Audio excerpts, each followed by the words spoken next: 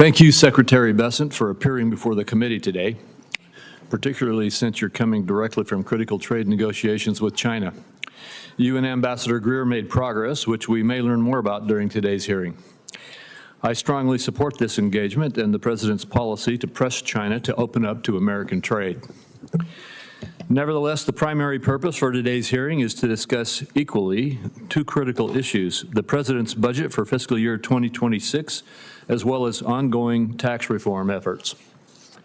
The President's budget and economic agenda aim to put our country back on track by cutting wasteful government spending and unleashing economic growth, simultaneously boosting jobs, wages, and government revenue.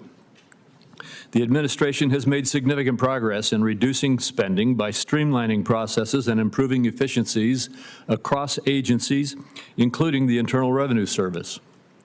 While some warned fiscal prudence at the IRS would harm tax collection, the opposite has proven true. Individual income and payroll tax receipts came in $120 billion higher this year, in line with Congressional Budget Office projections. These numbers are further evidence that Washington does not have a revenue problem, it has a spending problem. A critical part of the President's agenda, and my top priority as Finance Committee Chairman, is to permanently extend the successful 2017 Trump tax cuts and prevent a more than $4 trillion tax hike on American families and workers. The 2017 Trump tax cuts increased investment, boosted economic growth, and allowed taxpayers to keep more of their hard-earned money. Far from a handout to the wealthy, the reforms lowered tax rates for Americans of all income levels, and middle-class families reaped the largest proportional benefits. If these tax cuts expire, all Americans will be hit with the largest tax hike in U.S. history. The majority of the increase will fall on those making less than $400,000 per year.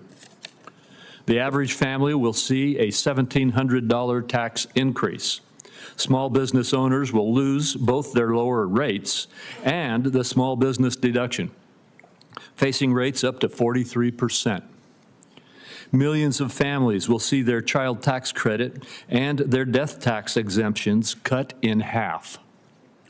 Republicans are committed to preventing this tax hike and making the 2017 tax cuts permanent while delivering additional tax relief to middle-class families. The House passage of the One Big Beautiful Bill was a significant achievement, and we're capitalizing on that momentum to deliver a bill to the President's desk as quickly as possible. This legislation recognizes that extending proven tax reform is critical for working families. The bill also recognizes the solution to our debt crisis is not to tax Americans more. It is to spend less. Tax revenues surpassed estimates this filing season, and tax revenue as a percent of GDP has remained consistent over the last 50 years at about 17%. Simply extending current tax policy will not increase that deficit. Republicans are undertaking significant spending reductions and have targeted more than $1.5 trillion in savings, the single largest reduction in mandatory spending in history. These reforms target waste, fraud, and abuse that proliferated in our spending programs during the pandemic and under the Biden administration.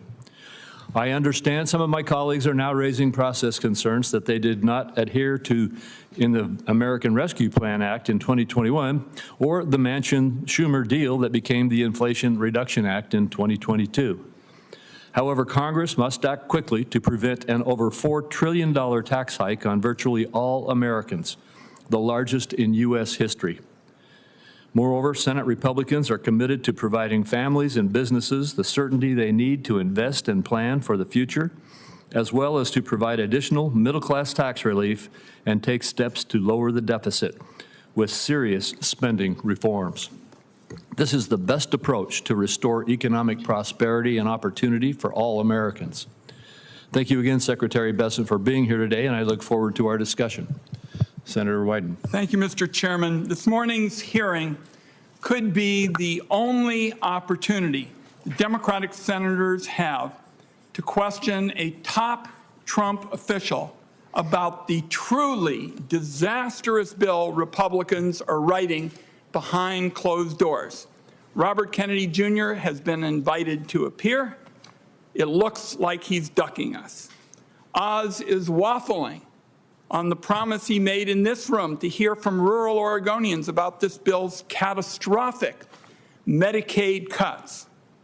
There's a legislative wrecking ball about to devastate the lives of millions of Americans. That needs to be the focus of this hearing. While Senate Republicans are making these small tweaks to their bill, countless millions of people across the country feel like they're living on a knife's edge. Nurses and firefighters, teachers and machinists, they're living paycheck to paycheck, barely staying ahead of the bills. They're overworked, and they're concerned about providing for their kids or caring for an older loved one. They see a rigged economy that creates enormous prosperity at the top, but denies it to nearly everybody else. The plan Donald Trump and Republicans are scrambling to pass is going to do virtually nothing for them. In fact, it would make their lives worse. It's no exaggeration to say the Republican plan would ruin millions of lives to help the ultra-wealthy buy yachts and vacation homes. Their bill isn't a tax and spending cut, it's a class war. It is caviar over kids. It is Mar-a-Lago over the middle class. The version that passed the House, the only text we have to go by now since this is all unfolding in secret, includes the largest cuts to health care and food assistance in American history. More than $800 billion cut out of Medicaid, nearly $300 billion cut from the Affordable Care Act, more than $500 billion in automatic cuts to Medicare.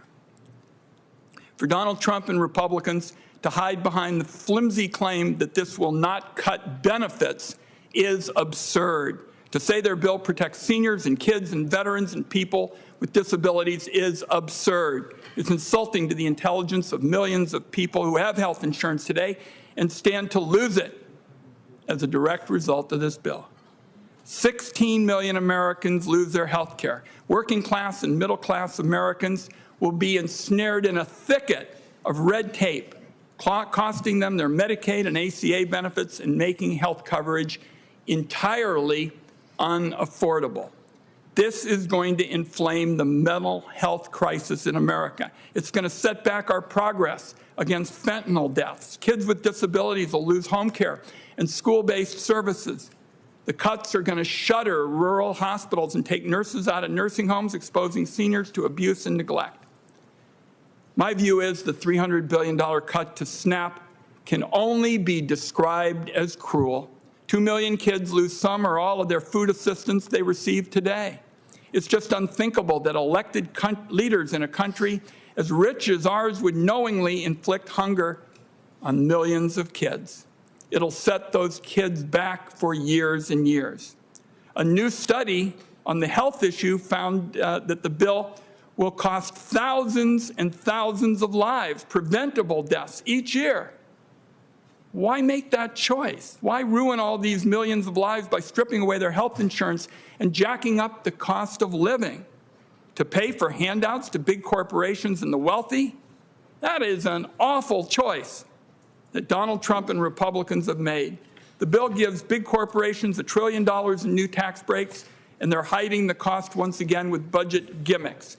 It would give the top 0.1% of earners a tax break of more than $250,000 each year.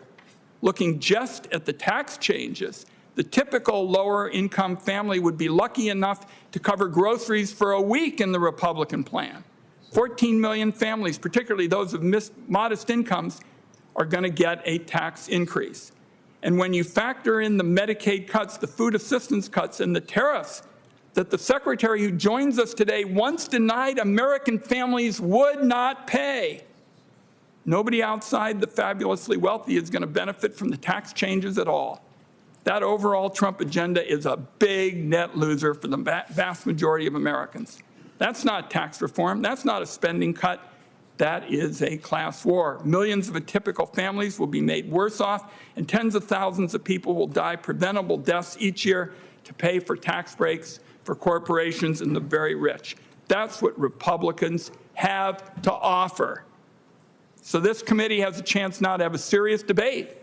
I'm sure there are one or two people in the room who may share a different view than I do. Let's have a serious debate, because this is a watershed moment that's going to change our country for generations to come, and it should not be playing out in secret. And one last point I want to mention, Mr. Chairman, I think there was questions about the process. We are asking for the kind of open markup, the kind of thing we did on clean energy taxes, where we debated in this room and elsewhere for hours and hours in open, and there were lots of amendments. Let's do that for the big issues. We did it on clean energy. Well, before I get to you, Secretary Bessent, I just have to say the markup you're talking about had nothing to do with what went into the reconciliation bill.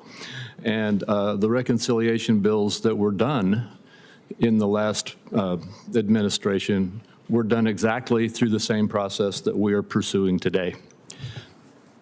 Mr. Chairman, if I could, clean energy is in the reconciliation bill. But not the one we marked up. We had a big debate about it, and essentially it is those issues that Republicans are against, and we debated it in open session. I want to do that. That's what my colleagues want to do.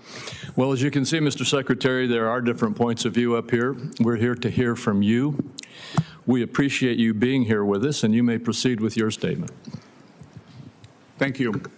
Chairman Crapo, Ranking Member Wyden, and members of the committee, I'm grateful to join you here today.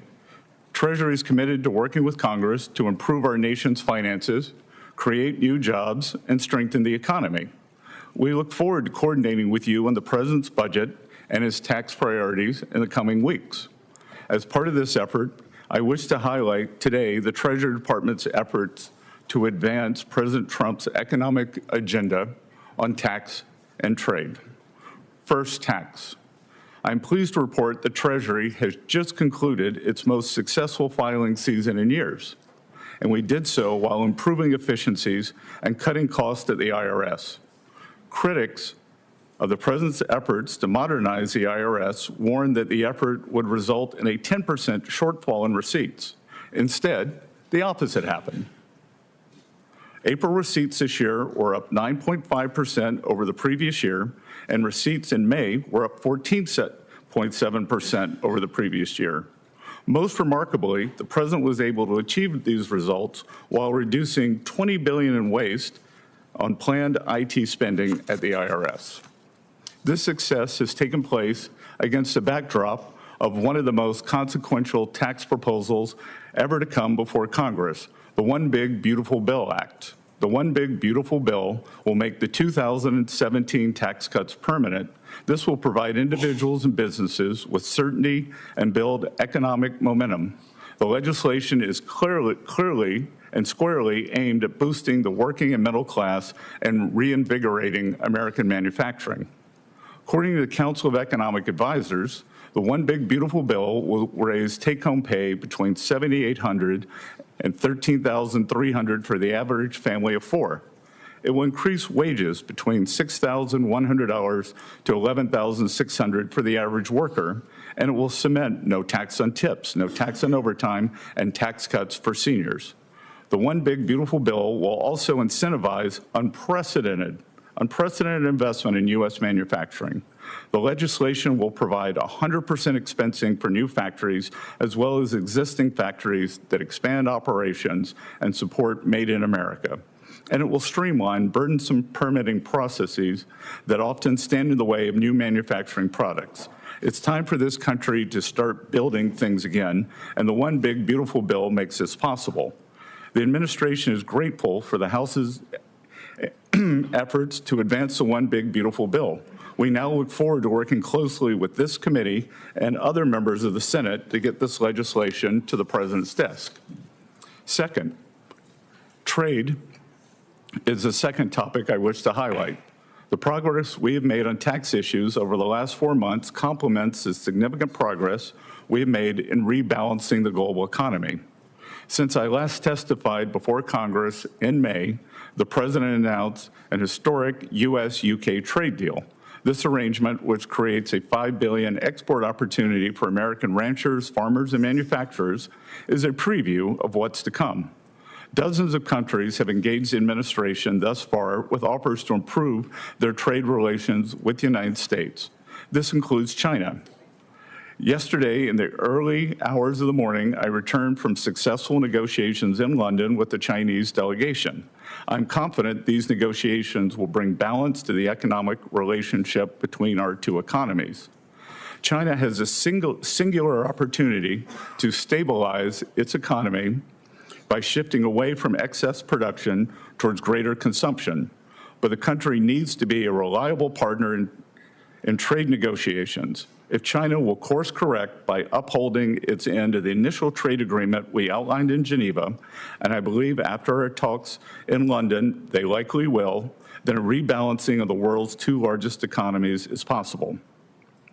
I would also like to thank His Majesty's government for arranging the use of the magnificent Lancaster House as a meeting venue for the United States and Chinese delegations to help stabilize our trade. By challenging the decades-old status quo on tax and trade, President Trump is bringing new life into the American economy. More than 500,000 private sector payroll jobs have been added since January.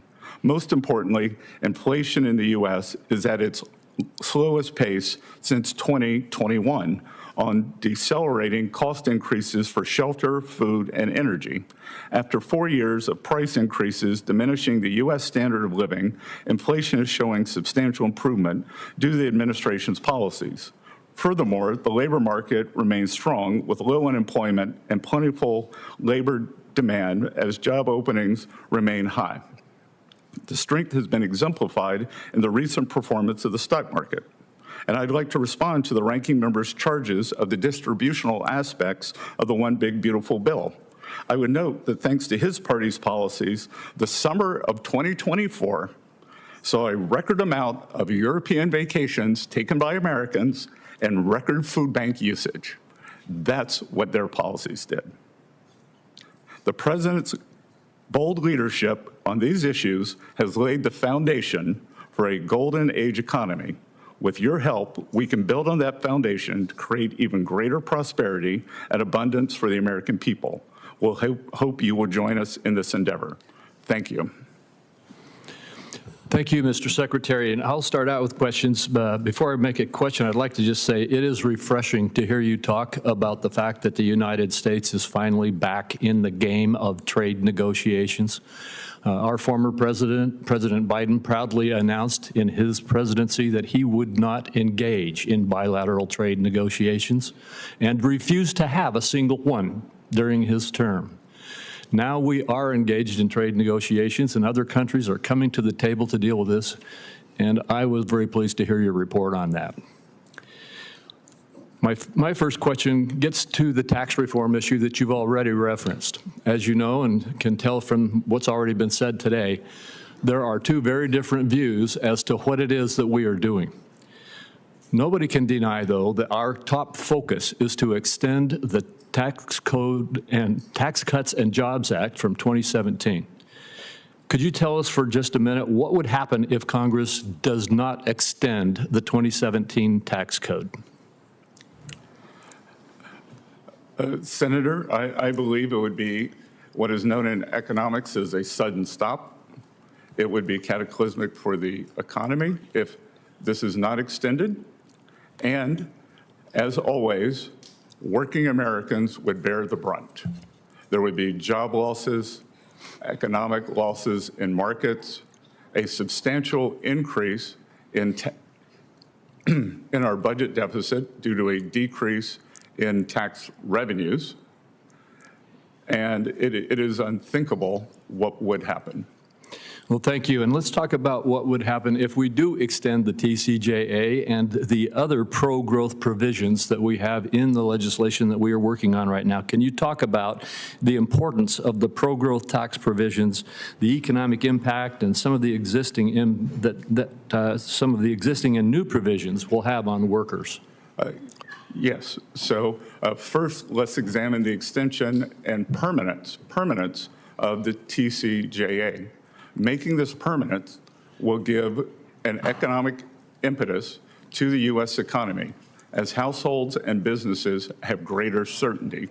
I've met with numerous business leaders since I was confirmed on January 28th, and while they are confident that the bill would pass without 100% surety, they are holding back on their capital expenditure plans.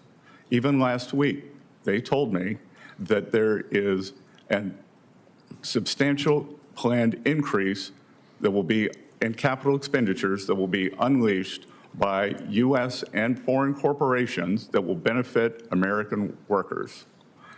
In terms of households, we will see the continued increase for working Americans from TCJA, which led to strong non-inflationary growth, as opposed to what we saw during the Biden years of substantial inflation. Furthermore, the president's proposals for no tax on tips, no tax on overtime, making auto loans deductible for new American cars, and tax savings for seniors will benefit working Americans and the bottom 50% of wage earners. So it is a unique combination that it will provide substantial business stimulus and it will provide substantial relief to the affordability crisis that has been generated over the past 4 years. Thank you. And finally, my last question is, critics have recently as just now, called this bill a tax cut for billionaires, even when the data shows that the middle-income families benefited the most from the Trump tax cuts and have the most to lose if they expire. Can you tell us what the benefits of this legislation are for working families who are still recovering from the cost of record inflation under the administration? Yes, sir. They will, as I outlined in my opening remarks, they will see substantial increases in their household income. And more importantly, they will see real wage growth as they did under TCJA in 2018, 2019, going into January 2020, pre-COVID, when hourly workers did better than supervisory workers. The bottom 50% of working Americans had household net worth increases that were substantially in excess of the top 10% and 1% household increases. And you may not have this data at your fingertips, but my recollection is that at that time, as a result of the TCJA, the lower and middle income families had a higher percentage rate of income growth than did the wealthy. Do you have that statistic at your? I don't have it here, but that's captured in what I said, where hourly workers did better than supervisory workers. So the benefits inured to the bottom 50% of wage earners, Right, much greater than the top 10%. All right. Thank you very much. Senator Wyden. Thank you, Mr. Chairman. So, Mr. Secretary, around here we use the Joint Committee on Taxation to analyze key legislation. And they took a look at the House bill, the bill that you and the administration are in favor of. And the Joint Committee on Taxation found that under the House bill, high earners who bring in several $1 million a year will get tax breaks of $250,000. This comes from the people that we asked to do the analysis. So if we got to make choices, who are you with? Are you with those high earners that the Joint Committee on Taxation found? Or do you think it's more important that 2 million hungry kids in America have enough to eat? Senator, I think you're playing a game of semantics here. You're using absolute. Why don't you just answer the question? Why don't you ask an honest question? It's Joint Committee on Taxation, because sir. we are talking absolutes, and the answer is percentages. With TCJA, the top 10% share of taxes went from 37% to 45%. I asked a very simple question based on the independent scorekeepers about who you value, and you're not responding, and I guess that's your constitutional right. Let me move on to tariffs. So at your nomination hearing, I asked you whether Americans would pay the blanket tariffs that President Trump wanted to impose, and you said no. Now, since then, a number of analysts have said these tariffs are going to hit American families like a wrecking ball, something like $2,500 a year. Major companies like Walmart, Mattel, and Ford have all suggested they're going to need to raise consumer prices as the tariffs hit them. Some companies have already had to raise prices, like Stanley Black and Decker. So here's what you said. Nobody's making this stuff up. Here's what you said. Walmart will be absorbing some of the tariffs. Some may get passed on to consumers. Your words. So, another chance on the issue. Do American consumers pay the tariffs? Again, Senator, you're cherry picking because Walmart makes decisions based on their customers. Two other very large retailers, and this is not an advertisement for them, Amazon and Home Depot, have chosen not to pass on tariffs. And there seems to be a new version of TDS, which I would call tariff derangement syndrome. And many on your side seem disappointed that there is no inflation to date. As a matter of fact, we saw the best inflation numbers since 2020. So there has been nothing passed on. There has been no tariff recession. So no inflation, no recession due to tariffs. So let the record show that once again, the Secretary of Treasury doesn't think American consumers are paying the tariffs. We say to all those people who are trying to pay medical bills and food bills and the like that are still going up, they know they're paying tariffs. Let me move on to an issue. I'm sorry, Senator, but it's my time, Mr. Secretary. I'm sorry, Senator, but the data doesn't show that. Okay, we can have a difference of opinion. Data. The Senate is coping with health care choices that are enormously important. Just as a matter of your thinking, what do you think is the largest employer in rural America? Sorry?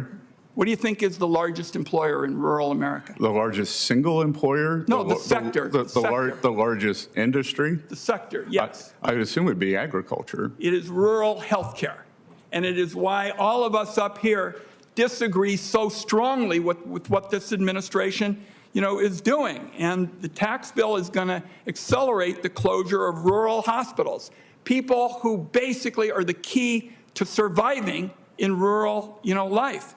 And our colleagues, Senator Markey, Senator Merkley, Senator Schumer, are going to release new data that hundreds of rural hospitals across the country stand to lose under the Republican reconciliation bill, which apparently you guys don't know is going to clobber the big economic engine in rural America. So I'd like to hear your thoughts about whether you're willing to make changes to protect a crucial area of the American economy. In fact, I think it is fair to say almost all of us up here, the chairman and I, for example, we have the honor to represent a big chunk of the rural West. And I want to know if you're willing to make changes so that we can protect the economic survival of these rural communities, which means their hospitals. We are quite satisfied with the health care portion of this and the adjustments to Medicaid. I would just say to colleagues, my time is up. When you're home over the break and the like, ask your rural hospitals if they're satisfied with what they're going to get in the House changes, because I think they'll tell you they feel like they're going to get hit by a wrecking ball, and that'll happen in Kansas and Oregon and all across the land. Thank you, Mr. Chairman. Thank you. Senator Bennett. Thank you, Mr. Chairman. Thank you, Mr. Secretary, for coming in today, and thanks for having this hearing.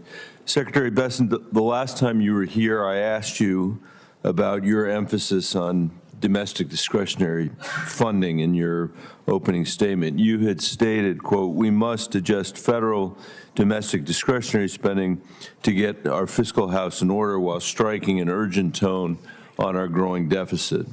I mentioned to you then that domestic discretionary spending is only 15% of our budget. And I think if you were serious about deficit reduction, you might not push for tax cuts that almost certainly could not be offset by discretionary adjustments alone. And now, of course, we know you can't. Today, we actually have the details of your plan.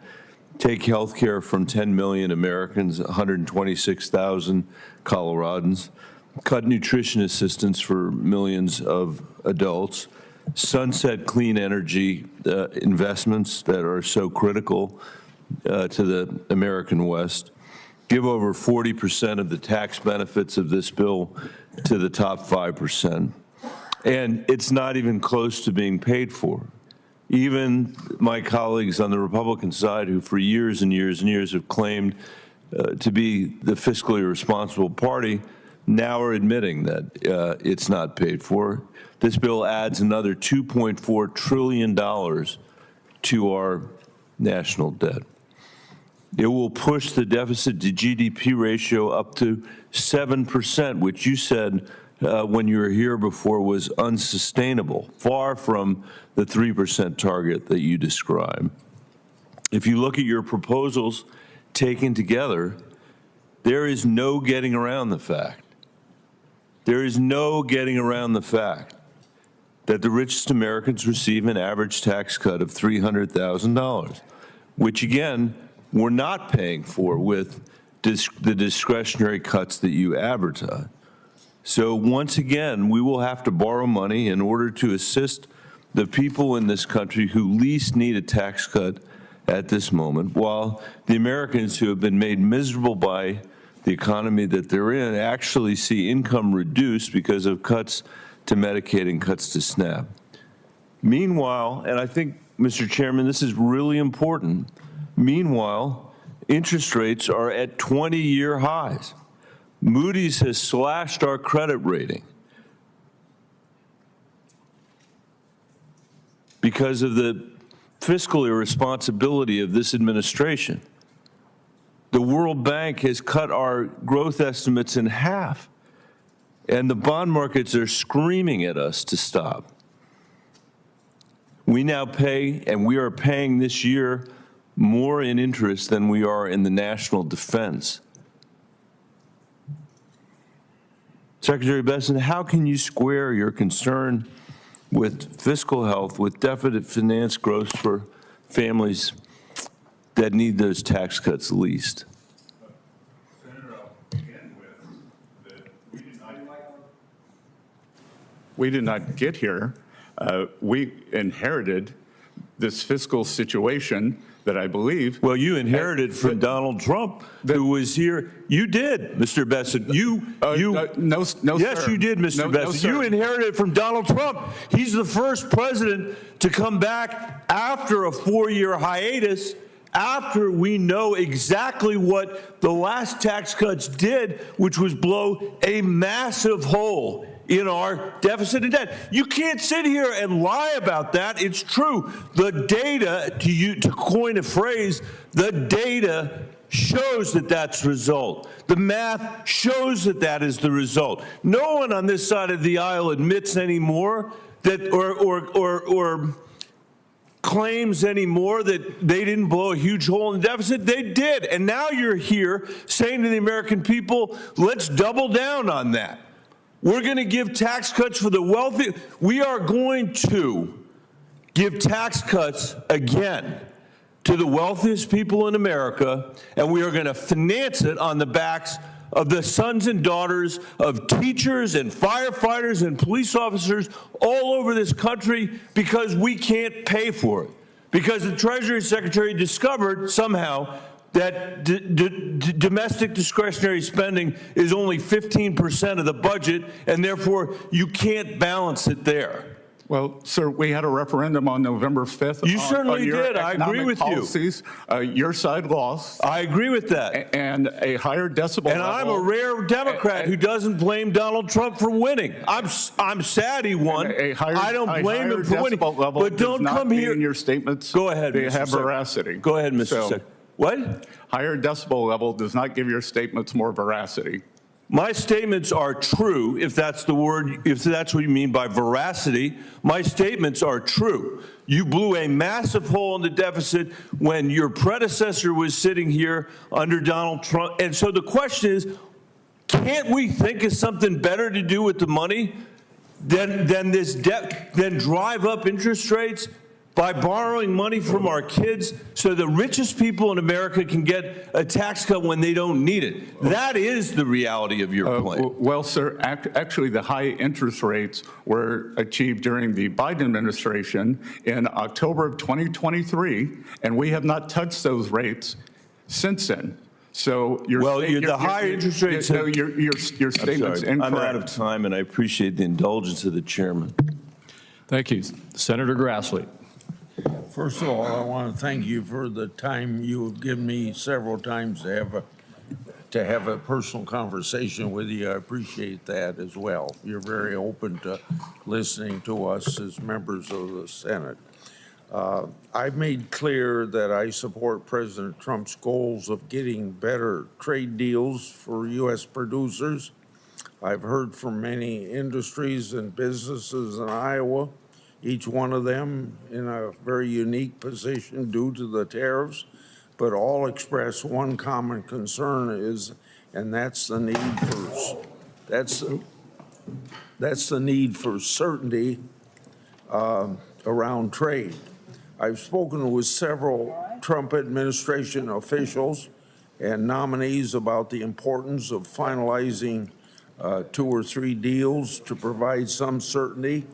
So would you agree that trade deals need some certainty and that at the same time provide fair market access for U.S. goods would benefit the economy and provide much needed markets? Yes, sir. And as I have said, Senator Grassley, there are 18 important trading partners, and definitionally, our largest trading partners also constitute our largest trade deficit. So we are moving deliberately. We are trying to decrease uncertainty, but not at the expense of a generational opportunity to do trade deals to make up for 40 years of bad trade policy. When these countries come to us with their trade offers,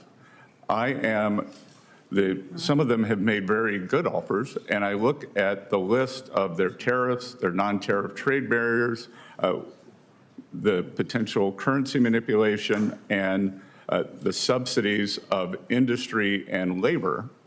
I agree with President Trump. I don't blame these countries for getting away with what they could. I blame the preceding governments that let them get away with it. So we are moving as quickly as we can to get the best deals that we can, and I think we will see more deals coming very quickly. Yeah. Just not a reaction to what you said, but a supplement to what you said. I think the sooner we could announce 1 or 2 or 3 agreements would notify to the country that you're on the right track. I don't question that you're on the right track, but I think the public needs sooner they can get that message, the better the economy would be. Now, I want to go to something that is of an interest to farmers, and I know you have said several times your interest in agriculture. The Senate Finance Committee has been working on what will soon be 45Z Clean Fuels Production Tax Credit. Implementing this credit properly is important for the biofuels industry and especially for farmers. The Biden administration failed to meaningfully address 45Z regulations. They put some out for comment, but not much beyond that. But the regulations it released for the 40B Sustainable Aviation Fuel Credit demonstrated that Treasury officials in that administration knew nothing about farming. Prior to issuing rules governing 45Z, we need everybody in the Trump administration to take the time to learn a thing or two about farming, how farming works. So this is kind of a question of working ahead, looking after the president signs this bill and regulations are going to be written on 45Z. Would you be willing to work with congressional colleagues, farmer-led organizations, and even this senator to make sure that we get regulations under 45Z that work for farmers? Senator, as I had my initial meetings back in January with both yourself and Senator Marshall, you both brought up 45Z. And as I mentioned, I go home and do my homework, so I'm familiar with it. I look forward to working with your office and making sure that it is implemented in the most robust way, but that it does not allow for foreign actors to have a backdoor into the program. Okay, thank you very much. A little bit, probably getting back to the conversation you just had with the senator from Colorado, the 2017 tax law provided tax relief across all incomes with a focus on the middle class. Just as important, the law included pro-growth reforms to incentivize business investment, boosting production, and leading to higher wages. A study published by the National Bureau of Economic Research found in 2017 the law boosted investment 20%. What will making the 2017 tax law permanent mean in terms of economic growth, job creation, and wage growth? That's got to be my last question. Senator, I believe that the full expensing was one of the most powerful aspects of TCJA, and that has tapered since over the past few years. I believe that going back to 100% expensing for equipment, and what we have added to the bill that I think will be very powerful is the full expensing of factory structures. So not only do we want to make the U.S. the best place to do business in terms of energy dominance, in terms of regulation, we are also going to increase the after-tax return on capital, which will allow companies to thrive here, hire more American workers for good wages. Thank you. Thank you. Senator Lankford.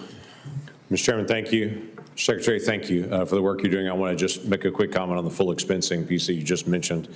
That's something I've worked on now for several years to get us to full expensing. That is fair tax policy to say to folks if they're buying more equipment, if they're adding it in, if they're investing in their workers and more productivity, that should be able to not have to be depreciated over years, that should be taken care of that year on it. So I appreciate your comments on that. I do want to switch subjects a little bit and talk a little bit about sanctions. Last year under the Biden administration, best we can tell, the Iranian regime sold about $90 billion in oil. $90 billion. That funded Hamas, that funded Hezbollah, that funded the Houthis, that continued to be able to equip the Russians with Iranian weapons to be able to attack the Ukrainians. This administration has been pretty clear on trying to be more aggressive on Iran because of their nuclear program.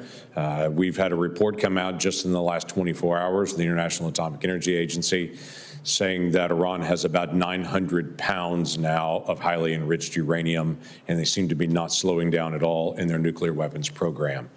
What is your plan at this point for preventing Iran from advancing economically until they stop their nuclear weapons program? So, Senator, since I arrived in the Treasury building, we have implemented a maximum pressure strategy on Iran, and more importantly, those who trade with them. We have taken many unique steps towards sanctioning, could be something that had never been done before, refiners in China, private companies called teapot refiners. We are also looking to sanction the owners of refiners and their families if they have property in the U.S. or Western Europe.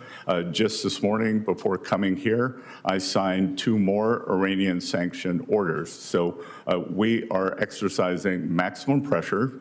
We are trying to track down their so-called shadow fleet, because what happens with sanctions, when you put on sanctions, you create a new market elsewhere. Right. So each time we make a move, they try to subvert it.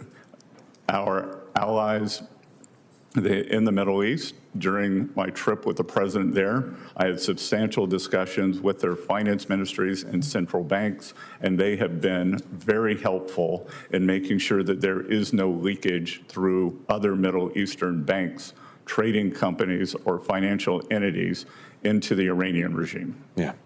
Well, thanks for doing that. You and I, when we first met, we talked a lot about sanctions and that authority. It has great impact if you use it wisely. And thanks for a wise use of that. I was in the Middle East 2 weeks ago. In fact, the week after you were in the Middle East, I met with multiple heads of states throughout the entire region. And what I heard over and over again was that they brought out was, please tell President Trump and the Treasury, thank you for relieving sanctions on Syria. That's smart usage of that. Assad is gone, where we put the sanctions on Assad. They kept saying, thank you for giving Syria a chance to be able to form a new government, not under the sanctions of the old government that is now gone. So I appreciate your smart use of sanctions there and the engagement of what President Trump chose to do on that. One other question about sanctions.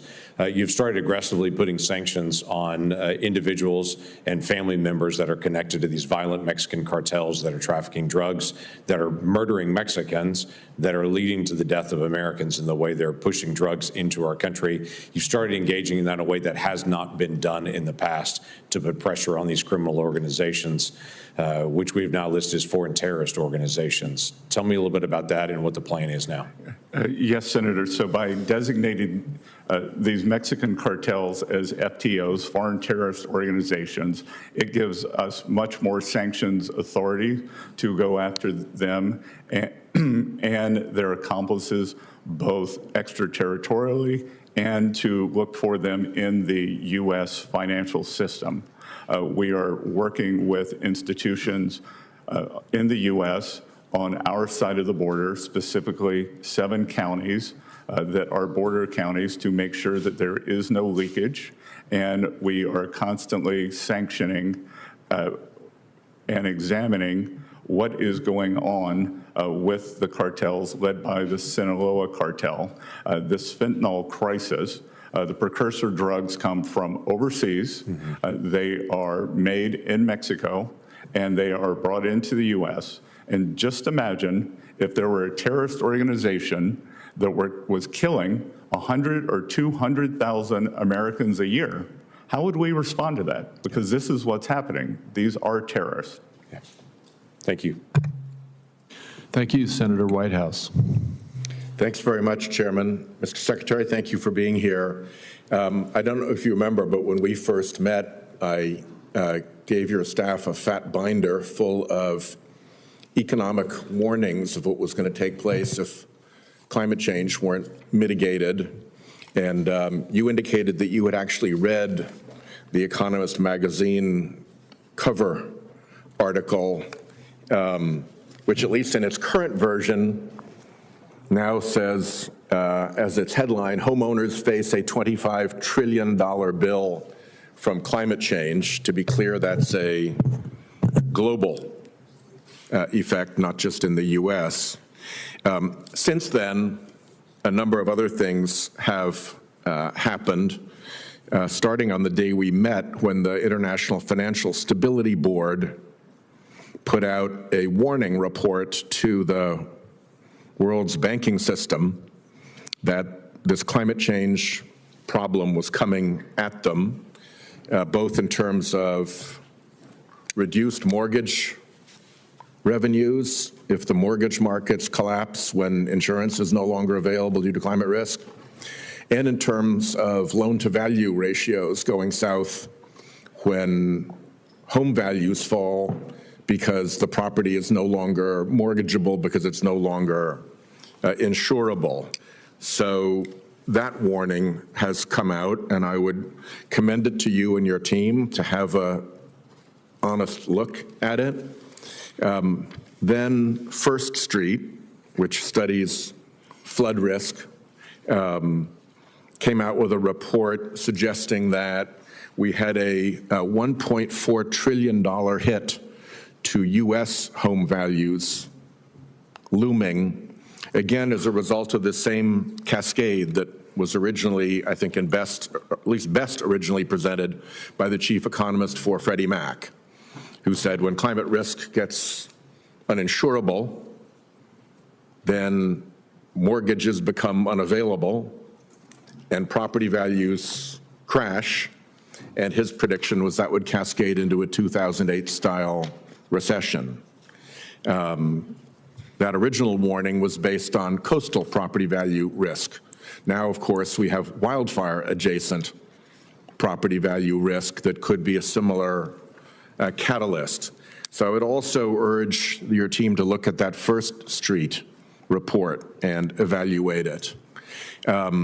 Also, since then, Chairman Powell of the Federal Reserve came to the Banking Committee and testified that 10 to 15 years, there'd be whole regions of the country in which mortgages were no longer available because of this insurance/mortgage problem. Allianz, as I think you probably know, is, I think, the biggest insurer in the world, trillion-dollar company with enormous stakes in getting stuff right in the insurance world. And one of their board members wrote an article that I would also commend to you and your team, highlighting the danger to the very insurance model from climate risk, highlighting the danger to the real estate model from failure in the insurance model, and also predicting damage in the financial system, both from the cascade of insurance to mortgage to values to the financial system, but also because a great number of transactions in the financial system are held together by an insurance component that would no longer be available. And I would commend that piece to your attention. And most recently, Fitch has just warned of danger to mortgage-backed bonds and municipal bonds coming from this climate risk, where the mortgages lose. We saw before 2008 what happens when mortgages lose their value because the underlying property isn't worth it. Then it was because they'd faked the value of the underlying property. Now it's because natural causes are knocking down the value of those properties irrecoverably in the case of, for instance, sea level rise. So, you know, I just am continuing to make this warning. I think these are really serious. I come from a coastal state. When you have storm warnings, you should pay attention. When there's storm clouds on the horizon, you should pay attention. So please take a look at those different articles that I've just mentioned. Your team is there to take notes. You've got the tape of this if you're interested. And have your federal insurance office and the Treasury Insurance Office take a look at this.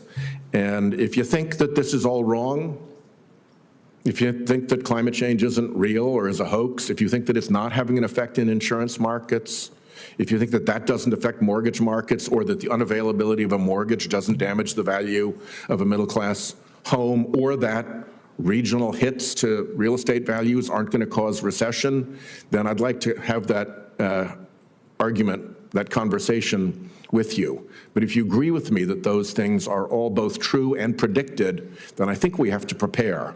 And I would urge you to prepare. Good. Thank you, Senator.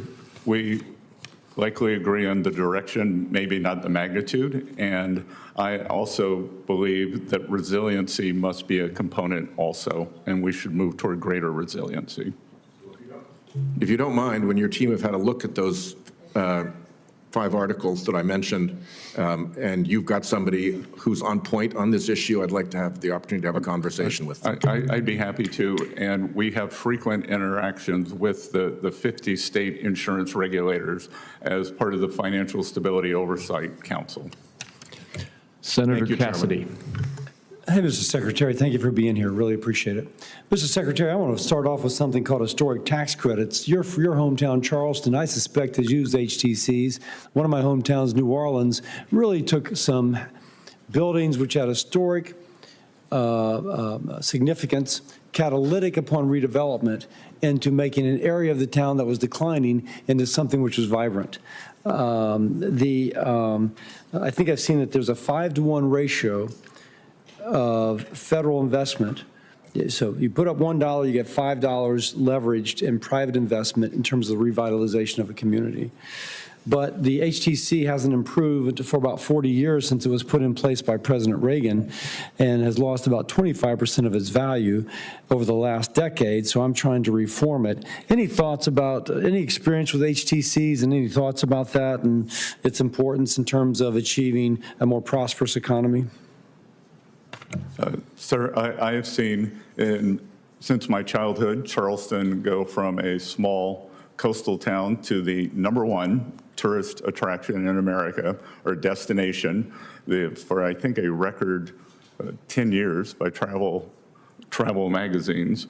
So I agree with you, and my team would be happy to work with you on technical assistance for modifications and how to make this better and increase that multiplier effect. Sounds great. From your lips to the chairman's ears.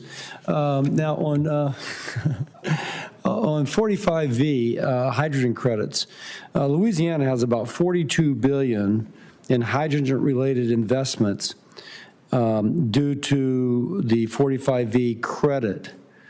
But the Biden administration kind of messed us over, in the sense they said you can't take natural gas and make it into so-called blue hydrogen by coupling it with carbon capture sequestration. And so this is just a request. If Congress maintains the 45V credit, can I ask you to commit to working with our office to address the kind of negative treatment that the previous administration did upon blue hydrogen, and something which industry really wants and is using in a variety of ways? We would be happy to work with your office on that, Senator. Thank you. You may be familiar with the next from South Carolina, but there are some multi-generational forest landowners, and they will have a tree near the end of its life cycle of growing, ready to be chopped, maximal value, and then a hurricane goes through, a flooding event goes through, forest fire, you name it, and they lose the accumulated value of 20 years. Their insurance doesn't cover the accumulated value. It covers the initial value way back when. And so it's not really the way to insure a product. We have Senate Bill 1141, the Disaster Reforestation Act, which we're hoping can correct this oversight.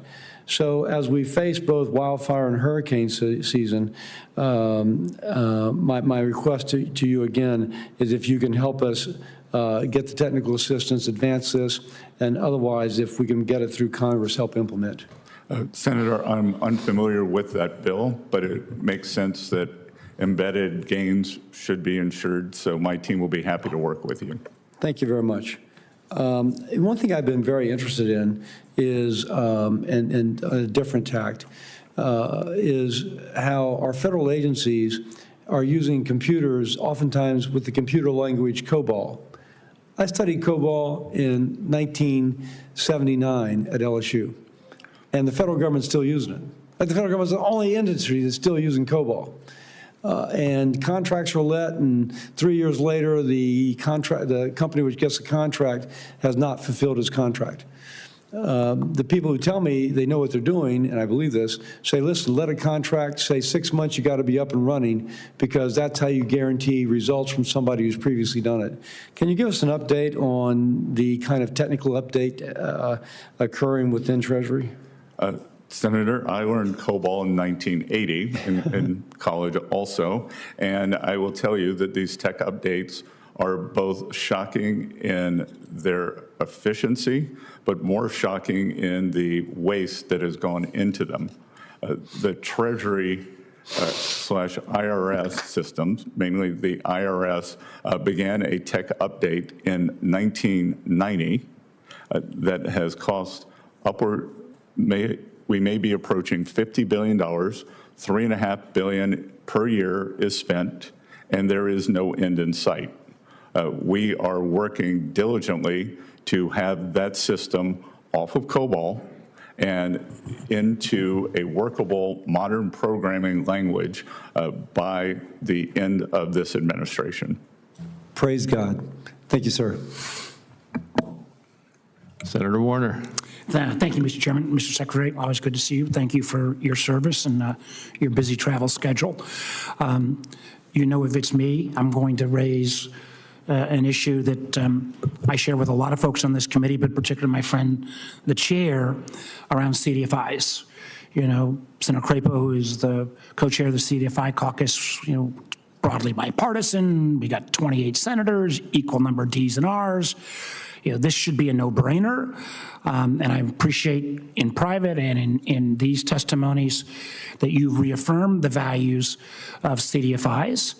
So I was more than a little bit surprised, since we get an 8-to-1 leverage off of every federal dollar that goes into this public-private partnership, when the administration's fiscal year 26 budget seeks to cut the CDFI programs by over 50%, number one. And at the same time, the Department, Treasury, seems to be slow-walking the deployment of the existing 25 funds, since 75% of them have not been, of the appropriated funds have been actually obligated and spent out. So first question should be a really easy no-brainer. Can you go ahead and commit, yes or no, that the administration will follow the law and go ahead and obligate the unspent 75% of the fiscal year 25 CDFI funds? Senator, this is the first I heard of it. I will commit to having an answer to you. Well, I just say, listen, I have great respect for you, as we know. It's against the law to withhold appropriated funds. You've been supportive of this. I'll even, if we need to, I can get the chairman to nudge you a little bit as well. But you know, it is concerning to me that 75% of the funds. Senator, this is the first I've heard of it. I get it. I've consistently stated that. No, you've been great. So let me just go to we will have an answer to you by the beginning of next week. Okay. And Senator Warner's right. That's my next question if I had one. So. Thank you. So let's go to the 26 fiscal year budget, where you're cutting CDFI fund by over 50%.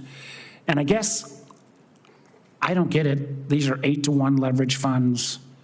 Every federal dollar get a great leverage return in the private sector. You know, there was a review by which was fine, of CDFI and how they were going or not was going. And, you know, your department has affirmed to both Senator Crapo and myself and all of our colleagues that the CDFI fund programs are statutorily sound. So if they're statutorily sound and they got an 8-to-1 return on every federal dollar in terms of affecting underserved communities, why are we cutting the whole program by 50% in fiscal year 26? Yeah, so Senator, I understand the bipartisan support. We have created a new $100 million award program for rural communities. So I hope using that, we can rebuild the seed. Well, I would ask you to take a look, because I know about the rural program, and I support rural CDFIs, but there are suburban needs, there are urban needs, and I just really think, and I know you support what Senator Crapo and I and others do, this 8-to-1 leverage. I hope you will go back and take a fresh look at that. I think this is one of the areas where there is huge bipartisan support, and we ought to not walk away, and I'm grateful for your willingness to take a look at that as well. I want to move to another one that we've talked about. I think one of the things about our system, and we all know we need ways to improve taxpayer compliance and make things better at the IRS, but I think our whole system works on voluntary compliance. And we've got about 85% of our citizens pay their taxes on their own. I think that's a lot contingent upon their trust that their personal data is not going to be manipulated or used elsewhere. So I've raised this with you, and a number of us have written letters on this. We've been hugely concerned about the Doge boys coming in and potentially accessing this information. And I can tell you, I hear from taxpayers regularly in Virginia who are afraid about whether they should go ahead and work with IRS going forward. We wrote to you in April. We wrote to the acting commissioner, Faulkender, on this issue, and he basically said nothing to see here. So this notion that data is going to be protected, but at the same time, the IRS Doge boys came up here and at the staff level briefed about the fact that they are creating these tools to suck out information. And my just couple last comments, I've actually put a bill in to try to increase the penalties on misuse of that private information. But can you again, in front of us, assure us that the private information of citizens that will get us that 85% voluntary compliance will not be abused in terms of the Doge process of sucking out this IRS information? So, Senator, what you're referring to is 6103 of the IRS code, which ensures taxpayer privacy. And as I have said, some enthusiastic people, I think, had the motto, move fast and break things. At Treasury, we move deliberately and fix things. And we have made sure that any access is compliant.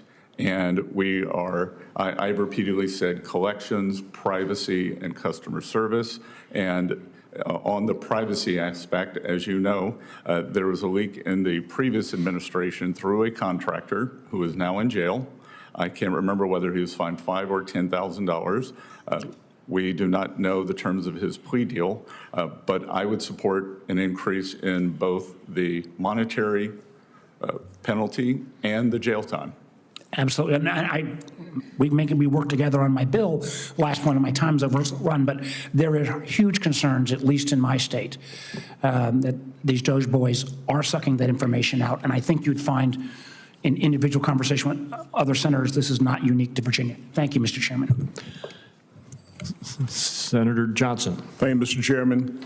Mr. Secretary, welcome. I think it's pretty interesting that our colleagues on the other side of the aisle now, when they're not in charge, are all concerned about massive deficit spending and the impact that'll have on everyday Americans. I think it's appropriate to have a little history lesson here. I put together a report. I've given you a copy of it. We'll talk about it a little bit later. But, it shows, I didn't have time to really blow these charts up, but the impact is so dramatic, so glaring, I can just do it in a little 8 by 11-inch piece of paper here. This shows that under President Bush, his 8 years, he averaged $250 billion a year deficits. Then President Obama came into office with filibuster-proof majority, and they blew the lid off of that. For the next 4 years, we averaged deficits of $1.27 trillion. First time we ever had a deficit over $1 trillion. That sparked the Tea Party movement. I'm part of that, and actually put some restraint on spending and deficits. For the next 7 years, we averaged $661 billion worth of deficits. It's still way too high, but reasonable compared to today. COVID hit. We had a massive bipartisan spending spree, $3.1 trillion deficit. We went from $4.4 trillion of spending to $6.5 trillion. Now, a responsible president, responsible party in power in 2021, as the economy recovered, unemployment came down, would have returned to pre-pandemic levels of spending and deficits. But that's not what happened. Instead, under President Biden and Democrats in charge, they averaged $1.9 trillion worth of deficits. So again, we went from $661 billion in 7 years, COVID, then we've averaged $1.9 trillion in deficit spending over the last 4 years under the Biden administration, Democrat control. And unfortunately, this is the projection, CBO's baseline projection over the next 10 years, another $22 trillion worth of deficits, averaging about $2.2 trillion. That's the problem. And Mr. Secretary, I appreciate in your opening statement in your confirmation hearing, you repeating what the chairman said in his opening statement. We don't have a revenue problem. We have a spending problem. And again, here's the chart that shows that. 4.4 to 6.5. Now, I don't know of an American family, honestly, if they had an illness, had to borrow $50,000, pay medical bills, if that family member got well, they would keep borrowing $50,000 and spend at that level. But that's what Democrats did. We never went back to pre-pandemic levels like our responsible leadership did during World War II. I think this is interesting. We entered World War II spending 11.7% of GDP on federal government, went up to 41%. But by 1948, we were down to 11.4%. They realized you can't continue to spending. You had to get back to a pre-war level. So my question is, I've given you this draft report. I want to release it hopefully next week. I've given this to Kevin Hassett. I would really like your input into this, because these are just the facts. And the facts completely bolster what you said in your confirmation hearing, that we do not have a revenue problem. We have to promote economic growth. It's a primary component of a solution, but we don't have a chance of returning to a balanced budget if we don't return to pre-pandemic levels of spending. And I've laid out a number of options going back to Clinton in 1998, Obama in 2014, President Trump in 2019. Leave Social Security, Medicare, and interest as they are, as you spend, but all their outlays, actual outlays, increase them by population growth and inflation. We literally would have a baseline spending somewhere between $5.5 and $6.5 trillion. And if we actually return to that 6.5 over 10 years, we might get down to something like a $500 billion deficit again with 3% growth. Again, it's all contained in here. I really would appreciate your input, but do you just have a comment on that? And can you give me some assurance to provide me some feedback and input?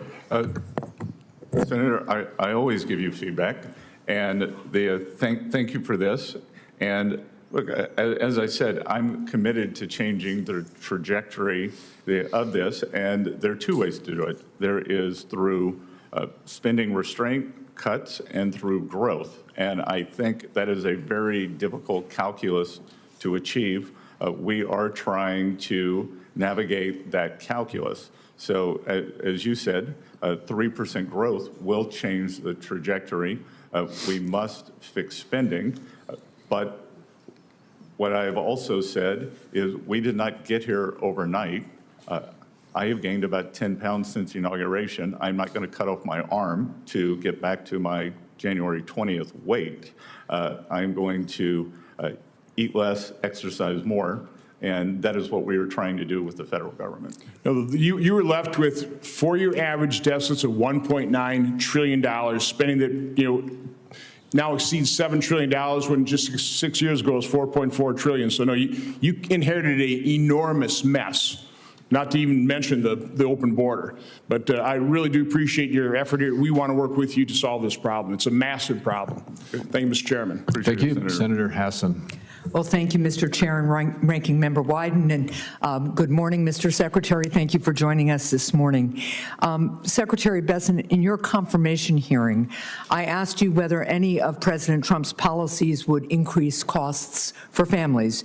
You said that there is, quote, nothing I can immediately think of, close quote. Mr. Secretary, have costs for new parents increased or decreased under President Trump? I'm not sure how you're defining that, but overall inflation is down for the first time in 3 years. Well, let me provide you with some data then. The answer is that costs have gone up for new parents. As the ranking member of the Joint Economic Committee, I just released a report this morning that shows that costs have gone up nearly 25% for the most popular baby items since Trump's main tariffs were imposed. This includes a price increase of more than $40 for the most popular infant seat on a car seat on Amazon. And Mr. Chair, with unanimous consent, I'd like to enter the JEC minority report into the record. Thank you. Secretary, with his reckless tariffs, the president has imposed a 10% national sales tax on imports into our country. So, Mr. Secretary, do Americans pay tariffs? Senator, thus far, we have seen no price increases due to tariffs. Well, what I just asked you was whether Americans pay the tariffs. Again, as I told the ranking member, Walmart has decided to pass along some portion of the tariffs. That is a private decision. Amazon and Home Depot have not. Well, let me just tell you, let me tell you what's happened to one small New Hampshire business. And can we have the charts up here? Because you're essentially testifying that Americans don't really pay the president's across the board 10% tariffs. Behind me is a receipt from the U.S. Customs and Border Protection showing that a small distiller in Salem, New Hampshire, paid the United States government $2,600 in the president's new tariffs on a single shipment of lemons from Italy. And I have the same receipt for about the same size shipment that they had before the tariffs went into effect, and that $2,600 was not on the receipt back in, I think it was March. So since you testified that Americans don't pay the president's tariffs, will the Treasury reimburse this New Hampshire small business for these tariffs that they paid to the United States government? Again, Senator, a luxury product from Italy, I think we have to look in the aggregate, and the aggregate is showing us that thus far, contrary to many wishes, that there has been no inflation from tariffs. So first of all, this is a small distiller in Salem, New Hampshire that employs people. And now it's got a monthly or bi-monthly expense of $2,600 it didn't have. And it's either going to,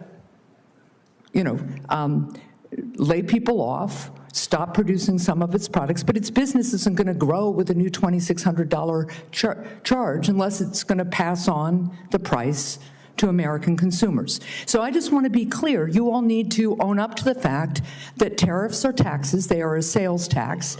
I think you noted in the Oval Office recently that the president's tariffs would raise $2.8 trillion over a decade. I was quoting the CBO. So, okay, so the CBO now says it. So that's now about a $3 trillion tax that Americans will pay. No, ma'am. A sales tax. Much of that is being absorbed by the producers. Well, that certainly isn't true for new parents. In addition to the 5 popular products on Amazon that new parents need, there's another, we did another analysis on a baby list registry. New parents in America will pay total over the next year about $875 more for their products than they would have paid before the president's tariffs. Now, lastly, I just want to note that the CBO has made clear that the Republican budget bill will take away health care from millions and millions of Americans, both Medicaid coverage and the Affordable Care Act coverage. Not to mention, it will trigger a $500 billion cut to Medicare that will impact providers and rural hospitals.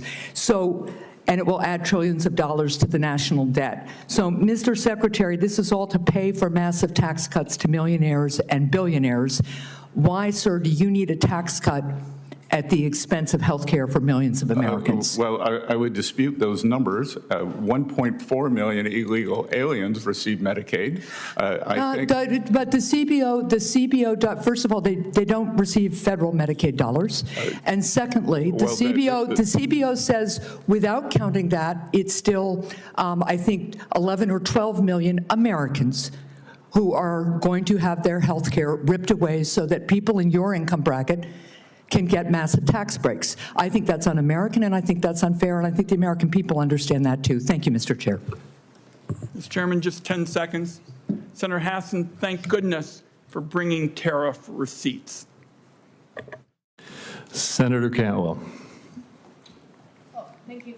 Thank you, Mr. Chairman. Good to see you, Secretary Bessent. There was the Wall Street Journal seems to be doing a daily editorial about the president's trade policy. Yesterday or maybe it's today, about the strategy or lack of strategy. So I just wanted to see if I could, thank you. I wanted to see if I could get your thoughts on that in the sense of, do you believe in a rules-based trade regime?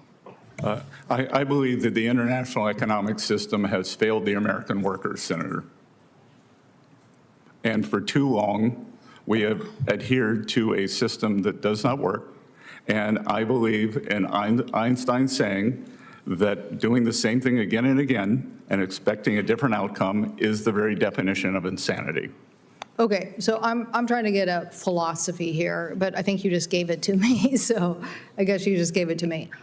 I don't understand how we in the United States don't win without saying that we're going to have a rules-based system. I mean, part of how we win is we get more people on our side about the rules and set the rules and then make everybody adhere to them. So if it's not rules-based, then it becomes more ad hoc in the process, and that's why I think it is troubling and hard to follow. So I guess I don't need to ask more about multilaterals, because I don't know. Do you think the administration believes in multilaterals? I believe that we attempt to use multilaterals, but I believe that it has failed the American people. We have these gigantic trade deficits. There is something called the China shock, and workers were left behind, and working Americans have suffered because of this. So, here, Senator, as an example, China, the second largest economy in the world, in this multilateral system that you seem to like, is considered a developing country. Under what measure are they a developing country? I personally believe in bilaterals, multilaterals, but I represent a very trade-dependent state, so I want to open more markets, and I also believe that the economy is way bigger outside the United States than inside the United States. So I'm just trying to get what the philosophy is, of the administration. But you've answered two questions, very helpful in that. Can I ask you a few more? One, I wanted to know whether the investment tax credit, we have a investment tax credit that we made as part of the CHIPS and Science Act. That is the 48D Advanced Manufacturing Investment Credit. And these are important for us in our competitiveness. And do you believe that this 48D tax credit should be extended?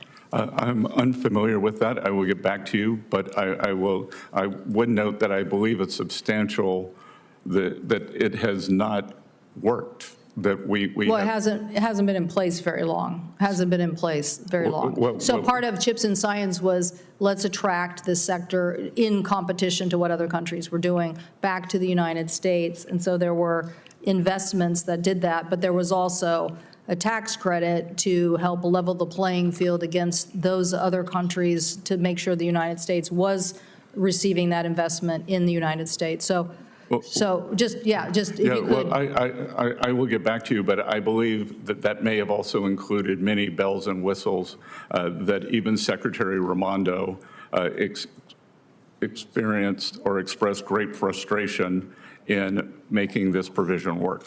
On the 48D tax credit, do you gentlemen, I think you're both supportive of it. I don't think that's right, is there? This may be the one that Senator Wyden and I got in the bill.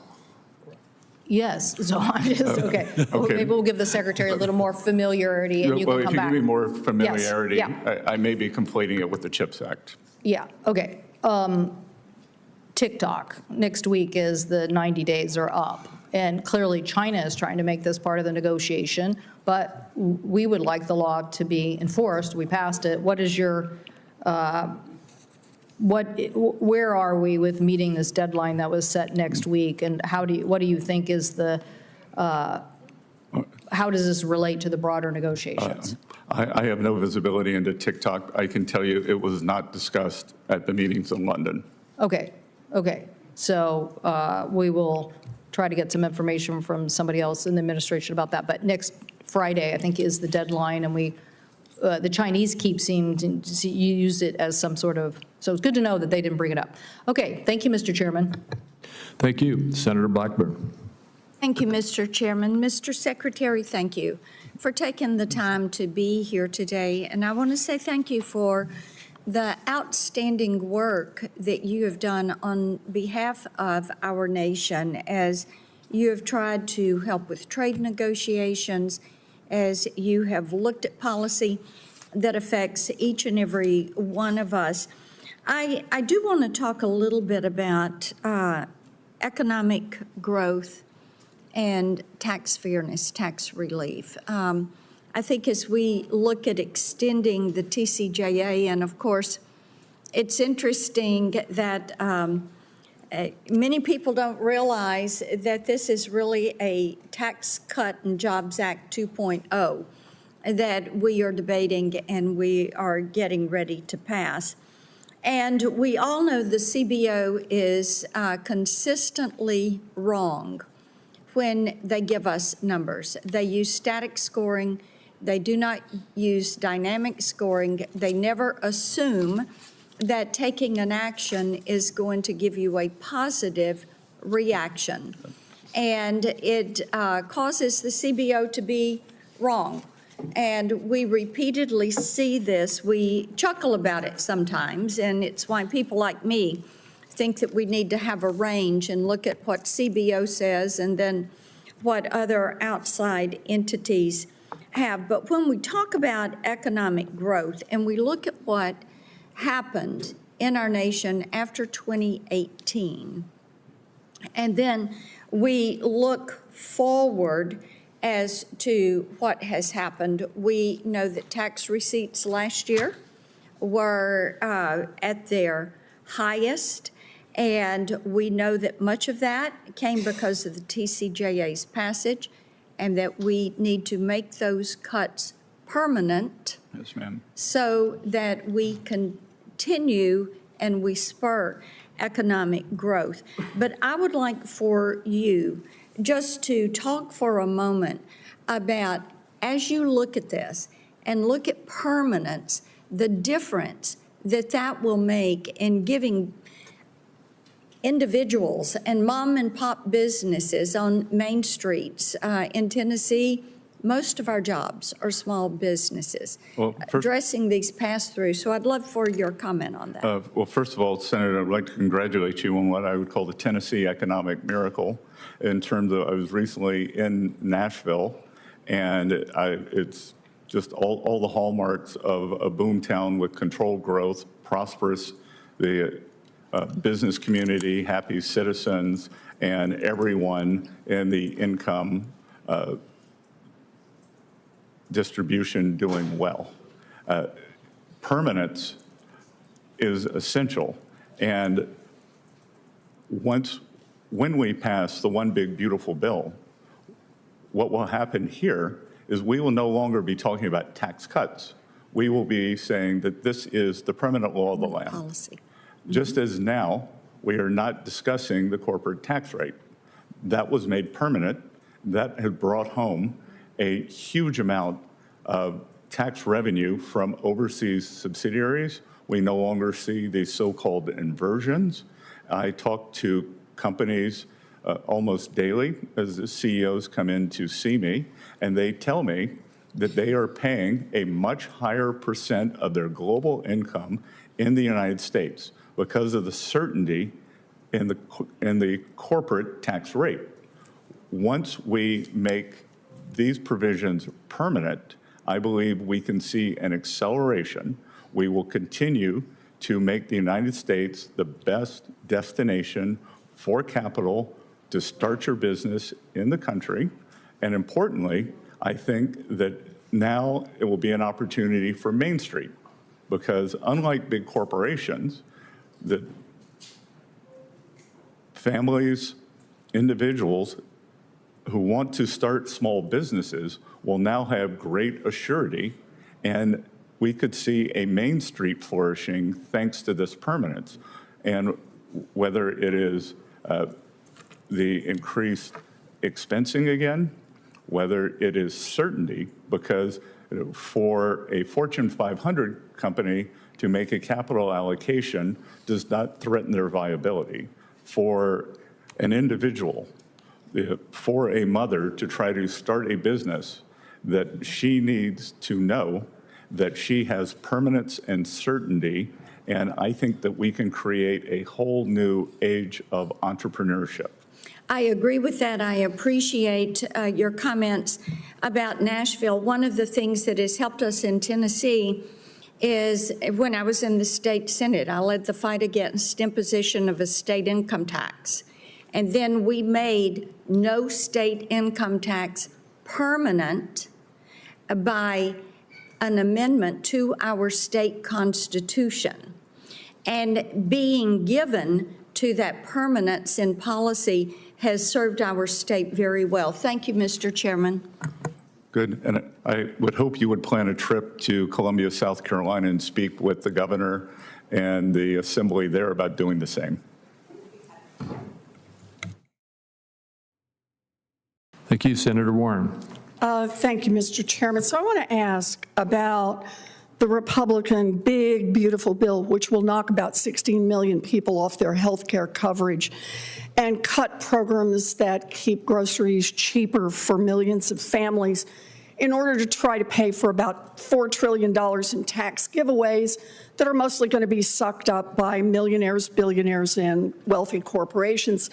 So, Mr. Bessent, Secretary Bessent, I'd like to start with a very simple question. Will this bill increase or decrease the deficit? They're varying scoring on that, Senator Warren. You're the Secretary of the Treasury, so I'm asking you. What is your view? Will this bill increase or decrease the deficit? It is my view that over the 10-year window, it will decrease. You know, do you have anybody who agrees with you on this? Yes, ma'am. Let me ask my question. Okay. Every credible independent expert agrees that Trump and the Republicans' big, beautiful bill would add trillions of dollars to the national debt and would not even come close to paying for itself. The nonpartisan Congressional Budget Office, the Penn-Wharton budget model, and the Yale Budget Lab all agree on this, and they're looking at 10-year windows, thank you. So do the Conservative Tax Foundation and Committee for a Responsible Federal Budget, conservative groups. Even Elon Musk and the Wall Street Journal are criticizing the bill for ballooning the national debt. The only people who are saying publicly that it's not going to add to the national debt are you, Donald Trump, the Republicans in Congress. Do you have an independent group that has put forward numbers that disagrees with all of these conservative groups and disagrees with the Wall Street Journal on this? Well, Senator, interesting to see you aligned with Elon Musk, but if I add... You're no more shocked than I am.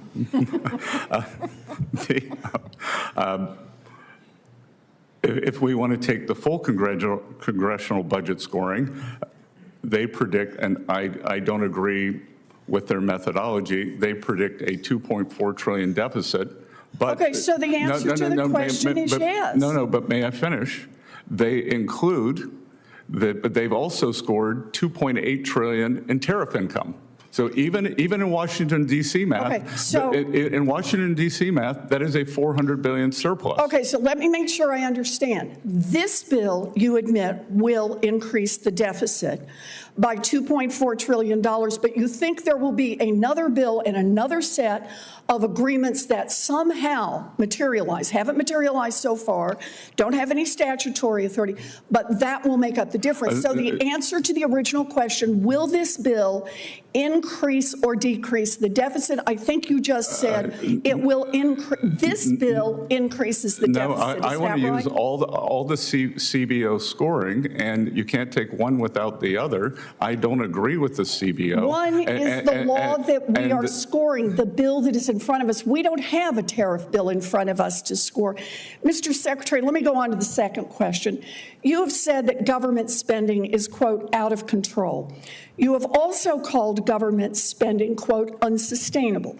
In fact, in the name of fiscal responsibility, you're working with the Republicans on this big, beautiful bill to pass the biggest cuts to Medicaid and the Affordable Care Act in American history.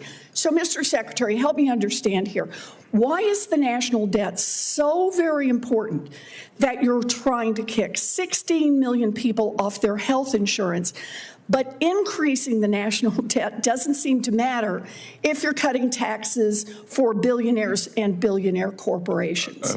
Well, first of all, huge portion of this goes to family-owned businesses that are pass-through entities that are below that level, Senator, and I am sure you share my goals of Main Street prosperity. You know, I'm glad to do tax cuts for people of modest means. The question I'm asking is, why does the deficit not matter to you? We're talking about knocking 16 million people off their health care, but it matters not, it does matter to you if we're knocking people off their health care, but not.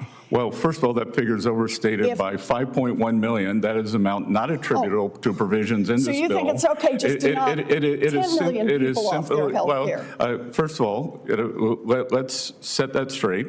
Work requirements account for 8 million of CBO's claim number. Again, we're creating an economy that promotes and rewards. It's clear, Secretary Bessent, that you don't want to answer the question. No, Senator, I am answering it. No, you're not. And what I want is for Medicaid to be used for mothers and children as it was meant, not for 1.4 million illegal aliens, not for able-bodied people. Medicaid is not used for people who are not documented. Mr. Chairman, I just want to say here, the part that troubles me the most is that the Secretary is deeply worried about the deficit and is willing to knock 16 million, or as he says, merely 11 million people off their health care.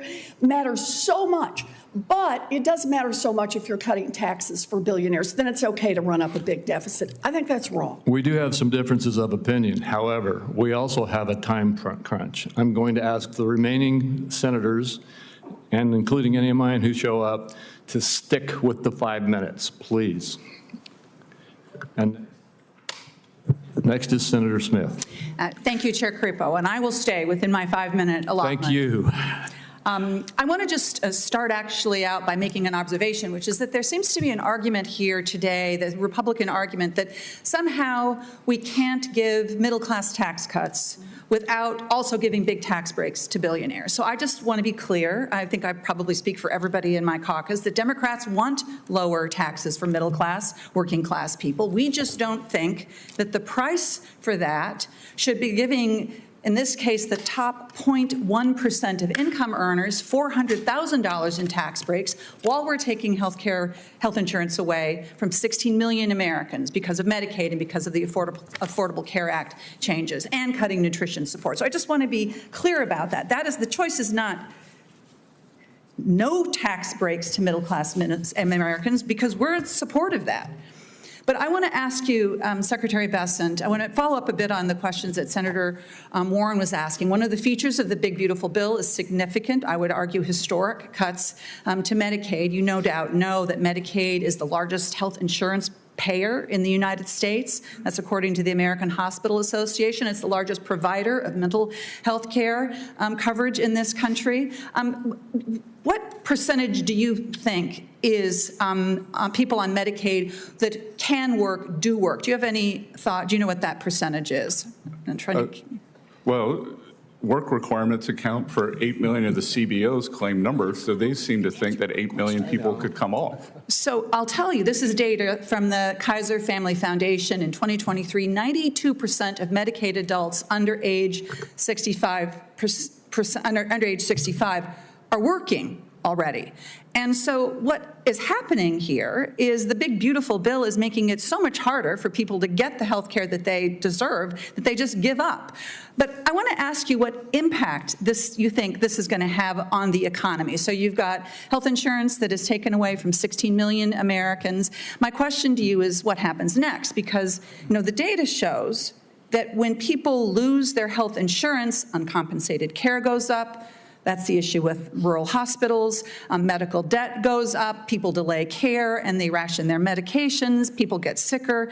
So this has a direct impact on medical debt. Do you have an idea what the current medical debt is in the United States? I do not, but I will tell you that I believe that that number you're giving is overstated by 5.1 million, and it's simply the Democrats' scheduled expiration of Obamacare subsidies, and you should have extended that when you were in control and didn't. I'm not going to argue with you about whether it's, how many multiple millions of Americans are going to lose their health insurance. I like precision in numbers. Well, I will believe in the precision of my numbers, okay, Secretary Bessent, but I can give you some precision about about what the medical debt is in the United States. It is $220 billion. That is, again, according to the American Hospital Association. So let me ask you, how do you assess the impact of additional medical debt on American families, Minnesota families?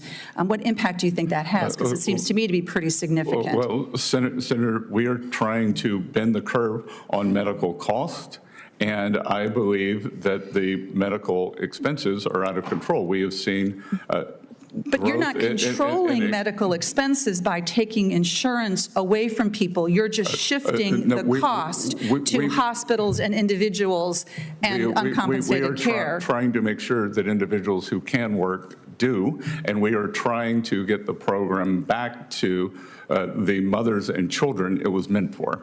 Mr. Secretary Bessent, the question I want to try to get you to hone in on is, can you see that if we take insurance away from people, medical debt is going to go up, and that is bad for families, and it is bad for our economy because people are going to be burdened with additional debt? It will be good for the economy for people to come back into the workforce. But, Mr. Secretary, nearly everybody who can work, who is on Medicaid, does work. And in fact, we've seen, I have no doubt I won't get in the way of Senator Warnock, who I'm quite sure will want to talk about this as well because of the experience with Georgia.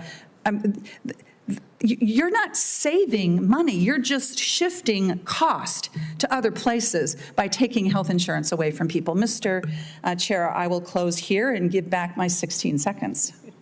Thank you, Senator Smith. And for the remaining senators who came after my last announcement, we are under a time pressure here, and so I've asked all senators to please stick rigidly to your 5 minutes. And next is Senator Lujan. Thank you, Mr. Chairman. And Mr. Bessent, I hope you help me stick to the 5 minutes. Mr. Chairman, before I begin, I just want to share to you and to the ranking member that I hope this committee will soon welcome Secretary Kennedy before the committee as well. There are many pressing questions, especially from those of us that come from states where there's been a measles outbreak. He's been impossible to get in touch with. He doesn't respond to letters, all the rest. I hope we can work together to get him here. Secretary Bessent, we've talked about the 333 plan a few times. And this included, if I remember correctly, not just with our personal private conversations, but also in this committee, that it included reducing the deficit to 3% of the gross domestic product as well. Secretary Bessent, is it true that the United States bond rating was just downgraded? Yes or no will work. One of the agencies did lower the U.S. bond. So, Mr. Secretary, if you need it, I'll give you the article. It's right here. The United States rating was downgraded. The answer is yes. I hope you can help me stick to 5 minutes, please. The answer is yes, and I appreciate that. Mr. Secretary, if I may, Larry Summers categorized the bond downgrades as lagging. Mr. Chairman, can I get an extra minute? Can we tell the witness to please work with us on this 5 minute thing? No, let's just please keep moving quickly. Please work with me on this, sir, so we can get through this as quickly as we can. Yes or no, is it still your goal to reduce the deficit to 3% of GDP? As I said, something that starts with a 3 by the end of President Trump's second term. Is the answer yes? That would be a yes. Appreciate that. Yes or no, did the nonpartisan Congressional Budget Office report that the so-called big, beautiful bill would add $2.4 trillion to the deficit? The CBO did that and added 2.8 of tariff income. Appreciate that. Well, we'll get there. Yes or no, does adding $2.4 trillion to the deficit advance your goal of reducing the deficit to 3% of GDP? I think that's the false statement, so I'm not going to answer it. You disagree with the CBO score? Aggressively. Huh? Well, here's a CBO score. If you want to see it, I'll give it to you before we leave. And what I'm not sure. Yes or no? I'm not sure how you responded to the CBO score and Larry Summers' warning on the budgets that were passed 2 years ago. Mr. Secretary, yes or no? Is it still your goal to reduce the deficit to 3% of GDP? As I said, to something that starts with a 3 by 2028. Appreciate that. The Republican tax scam also steals $800 billion from Medicaid, almost $300 billion from the Affordable Care Act. Yes or no, will that impact Americans' health care benefits? Again, it doesn't give a yes or no answer. doesn't lend itself to a yes or no answer. Well, the answer is yes. 16 million Americans will lose their coverage because of these cuts. I can cite that as well. According to the congressional budget, Mr. Secretary, I didn't ask a question. Then why ask if you have the answer? Mr. Chairman, can I get your help here? According to the Congressional Budget Office, the Republican tax scam cuts $285.7 billion from the Supplemental Nutrition Assistance Program known as SNAP. Yes or no? Will those cuts make it easier for children, veterans, seniors, folks with disabilities, parents, and grandparents to put food on the table? Again, that does not lend itself to a yes or no answer. You seem to have the answer, so I'll just take it from you. Well, Mr. Bessent, the American people have told everybody here that's not a billionaire that the answer is no. I'd invite you to come on down and visit some of these food banks. The American people told what they wanted on November 5th. You know what folks back home are saying, Mr. Bessent, that they voted for this president? They said this is not what they signed up for. He promised he would not touch our Medicaid. He promised he would not go after Medicare. He said to all the folks over here that have a vote, keep your hands off the nutritional food programs. And you know what they've done? The exact opposite, sir. You know the truth. The American people just want the truth, Mr. Secretary. Sir, let me go on here. You get to have another referendum in 2026 let me go on here, and though, 2028. Let me go on here. Let me ask you about the tariffs, since you brought that up as well. Do you believe that the tariffs are going to cover the cost of the big, beautiful bill? I believe, again, you seem to like CBO scoring, so CBO scoring says $2.8 trillion of tariff income. Well, surprise, surprise, Mr. Secretary, this is not from CBO, this is from a conservative think tank. They say no, that's a lie. Mr. Secretary, I think the American people just deserve the truth here. Like, that's all that we're trying to get at here. Sorry to be so abrupt with this line of questioning here. Let's just be honest with folks so that they can plan their lives out. People that are on Medicaid, Medicare beneficiaries, or on food programs, let's just be honest with them so that they can make plans. The farmers and ranchers who entered into contracts a year ago that had that pulled out from under them, be honest with them so they can plan. All these small businesses, that's all we're asking. Thank you for the time, Mr. Chairman. Thank you. Senator Warnock. Thank you very much, Brother Chairman. Secretary Bessent, Georgians are deeply worried about the economy. Costs continue to skyrocket for families. Markets are volatile. Investors are dumping U.S. Treasuries. The warning lights in our bond market are flashing, and Moody's just downgraded our credit rating for the first time in over 100 years. While this administration's tariffs policies are largely responsible, the $30 trillion national debt is still the biggest long-term threat to our economy. Just last year, we paid nearly $1 trillion in interest on the debt alone, more than the federal government spent on educating and feeding our children. Secretary Bessent, are you concerned about the trillions this Republican tax bill will add to the debt? I am concerned about the stock of debt that we inherited. And the Senator, I'm going to have to correct you, costs have not skyrocketed. We had the first decrease in inflation in April. The inflation numbers this week were 0.1%, 0.1%. Markets are up on the year in the U.S. Tariff income is substantial. And the U.S. is the only major bond market where the 10-year yield, the 10-year yield is lower now than it was on January 1st. You don't agree? Not Germany, not Japan. Sir, you don't agree that this is going to add trillions to the debt? I didn't say that is your testimony. I think I heard it earlier. I'm looking at numbers from the right-leaning tax foundation, which says the bill will increase the debt by $1.7 trillion. That's the right-leaning tax foundation that says that. The Conservative Committee for a Responsible Federal Budget says that the cost is up to $5 trillion, and the nonpartisan CBO, which has served as an inconvenient reality check for both parties, says that the bill will cost $3 trillion. No, sir, it says 2.4, and it also says there'll be 2.8 trillion of tariff income. So they all agree that this is going to add trillions of dollars to the national debt. Here's the thing. I think most Democrats, including me, support extending the 2017 tax cuts for the middle class and for the working class. In fact, I think we should go further than this Republican bill on the child tax credit. You talked earlier about children. I think we ought to center children. We ought to take on child poverty in this country which we did when we passed the expanded child tax credit.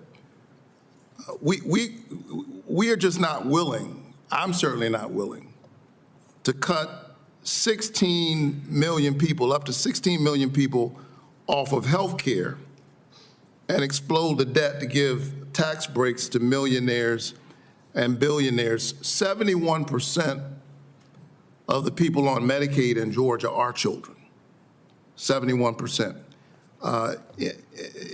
If we extended the tax cut for those making, for everybody except those making over $400,000, we wouldn't have to be kicking all of these people off of health care.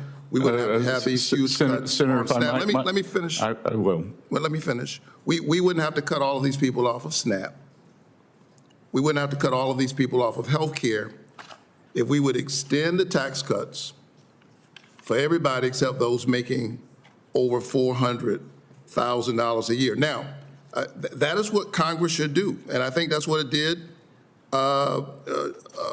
when it was extending the Bush tax cuts in 2012. It was a bipartisan deal, reasonable, cut taxes for everybody except the wealthiest Americans. Secretary Bessent, if Republicans fail to pass their big ugly bill, would you be willing to work with Congress on a Plan B bipartisan tax bill, one that extends the Trump tax cuts for everybody but the wealthiest, so that we don't have to kick 16 million people off of health care and take food from hungry children? Well, sir, I believe the bill will pass, and I believe that everything you've talked about decimates small business, and one of the reasons that we have seen Main Street not flourish is the lack of certainty, because the propensity of small business owners make more than $400,000, and they file through the 1099 program, so they could be in the 800 to 1.5 billion range. I want to see small business flourish,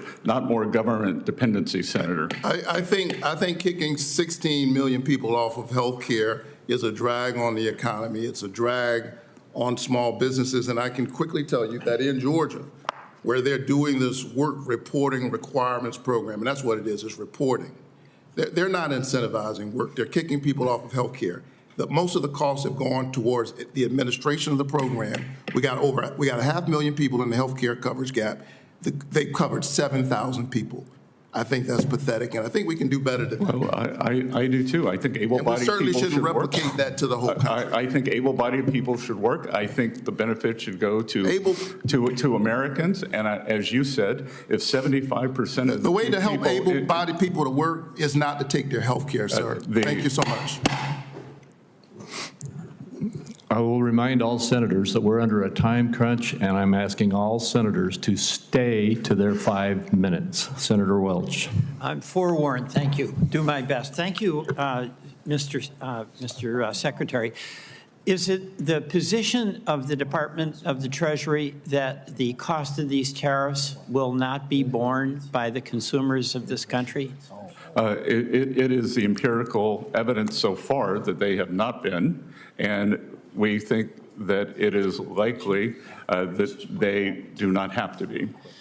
So when Walmart says it's raising prices to reflect the increased cost that they have to pay for the product as a result of the tariff, you disagree with that? I agree that Walmart will do what is best for their customer, and as I have repeatedly said, this is not an advertisement for Amazon or Home Depot, but they've announced that they will not be raising prices, so my family will be shopping there. So when I talk to a manufacturer in Vermont that has 300 employees, and they are now paying more for steel and aluminum components, and they tell me with their margins that they will have to increase the price to the ultimate consumer. You disagree with that manufacturer from Vermont? I agree that the economy, or believe that the economy is a diverse ecosystem, and for the manufacturer you're talking in Vermont, that there will be price decreases elsewhere, and that I was at a rally in Pittsburgh, and there will be more steel jobs. Well, that's a different issue. I'm talking about who's going to pay the price if there's a 50% increase in the tariff. Senator, thus far, that the critics of the tariffs, first we heard there's going to be a terrible recession and the economic numbers have been robust. And then we heard there's going to be great inflation, and the inflation All right, numbers so let me just overall understand. are 0.1%. Right, but my question, I'm a manufacturer, or I'm a farmer. I'm paying 25% more for fertilizer. My margin is tiny, 3 or 4%. And me, as a farmer producer, have to pay more for my inputs. You're telling me that I have to eat that cost, and I am not going to be absolutely required for my own survival to increase the cost to reflect the tariff that I pay.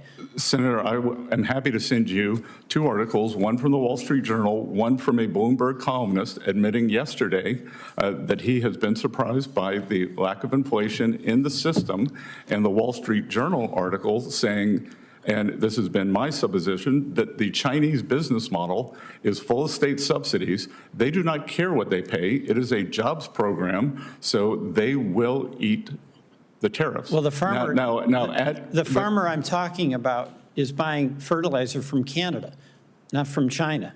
So I'm hearing you, and basically you're saying everything's going to be fine because the folks on whom the tariffs are imposed are going to eat that additional cost and not pass it on to the consumer. That's what I'm hearing you say. Or the fertilizer producer in Canada will eat it to sell to your farmer.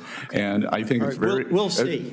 I get it. We disagree on that. Yes, but thus far the empirical data is with me. All right. This is sort of pretty hopeful on your part, and I'd say not particularly realistic. Second thing, one of the things that Vermonters are telling me, and everyone from farmers to businesses, is they need some stability and predictability. You'd agree with me that predictability and stability is absolutely essential for the well-being of an enterprise. That's why I'd encourage you to vote for the tax bill and give great stability and predictability for taxes. I'll take that. I'll take that advice under consideration, as they say, Mr. Chairman. But let me ask you this: predictability and predictability. The Trump tariff timelines, February 1, executive order, 10% on China, 25% on Mexico and Canada. February 3, 30-day pause on 25% tariffs from Mexico and Canada. February 10, 25% tariffs on steel and aluminum. March 4, an additional 10% on China, 25% on Mexico and Canada. This goes on and on. 22 different tariffs. And it looks like the president wakes up, kind of checks his mood, and changes the tariff regime. And I've talked to manufacturers where they've had products coming in to a port, and if they arrive on Monday, they're cool. If they arrive on Wednesday, it's going to cost them another $75,000. Just in terms of implementation, 22 different tariffs over the course of a few months. Good. Does that help? I'm mindful. This will be my last question. Yeah, I'm just saying, Senator, if you're familiar with game theory, it's called strategic uncertainty, and it's also called negotiations. 13 days ago, on a Friday, President Trump threatened the EU with 50% tariffs. The EU was not negotiating in good faith. Within 10 hours, we had calls from 5 European leaders and a call with Ursula von der Leyen. So you may call this a flip-flop. I call this a negotiating strategy, and this is the way negotiating strategies work. Vermonters call this pretty painful, and it's a way to run their business. Thank you. Thank you. And again, I'll remind all senators we are under a strict 5-minute time frame for each senator. Senator Daines. Chairman Crapo, thank you. Secretary Bessent, good to have you here today. I can't help but, as I was listening to my colleagues across the dais here, as you reminded them, we sat right in this very room during the Biden administration, and Lawrence Summers was warning about you can't be shoveling trillions of dollars of stimulus spending, unpaid for spending into the economy without being inflationary. Summers called it right. We called it right. They got it wrong. And that same CBO that got it wrong then is getting it wrong right now as it relates to this current battle we're facing on this amazing bill that will stop the largest tax increase in American history and will make some of the largest cuts, true spending cuts, to this runaway spending of the federal government in American history. And Secretary Bessent, I want to set the record straight on that and thank you for your leadership as we're moving through this very important process to get this bill on the President's desk by the 4th of July. So thank you. I want to talk a bit and dialogue on the China negotiations. You've been grateful for your leadership working through this tough negotiation right now with China. You've played a very active role in the ongoing trade negotiations. 42% of the world's economy is comprised by what happens in the United States in China, so this is high stakes. I recognize the need to hold China accountable on key agreements. I remember when Senator, now Ambassador Perdue, and I were in Beijing in September of 19 negotiating that Phase 1 trade deal with Liu He back then. Thank you for continuing to work with China and holding them accountable to commitments made under President Trump's first administration. Safeguarding American IP, curbing forced tech transfer, ensuring fair access for U.S. farmers and ranchers, addressing unfair tariff and non-tariff barriers are all key priorities to ensure that we do have more fair and balanced trade with China.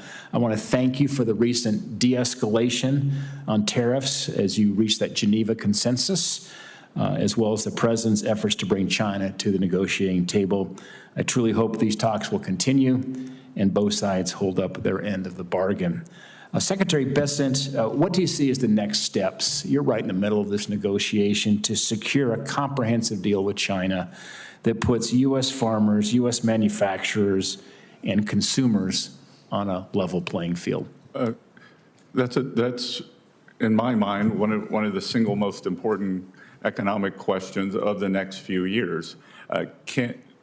Will there be a continued decoupling between the world's two largest economies, or is it possible to rebalance together?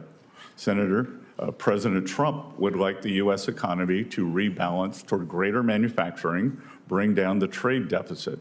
The Chinese continue to add manufacturing capacity. Currently, they are 30% of global capacity, up substantially since 2020. Under the cover of COVID, they increased capacity. They are in the midst of a substantial real estate downturn. Some would call it a crisis.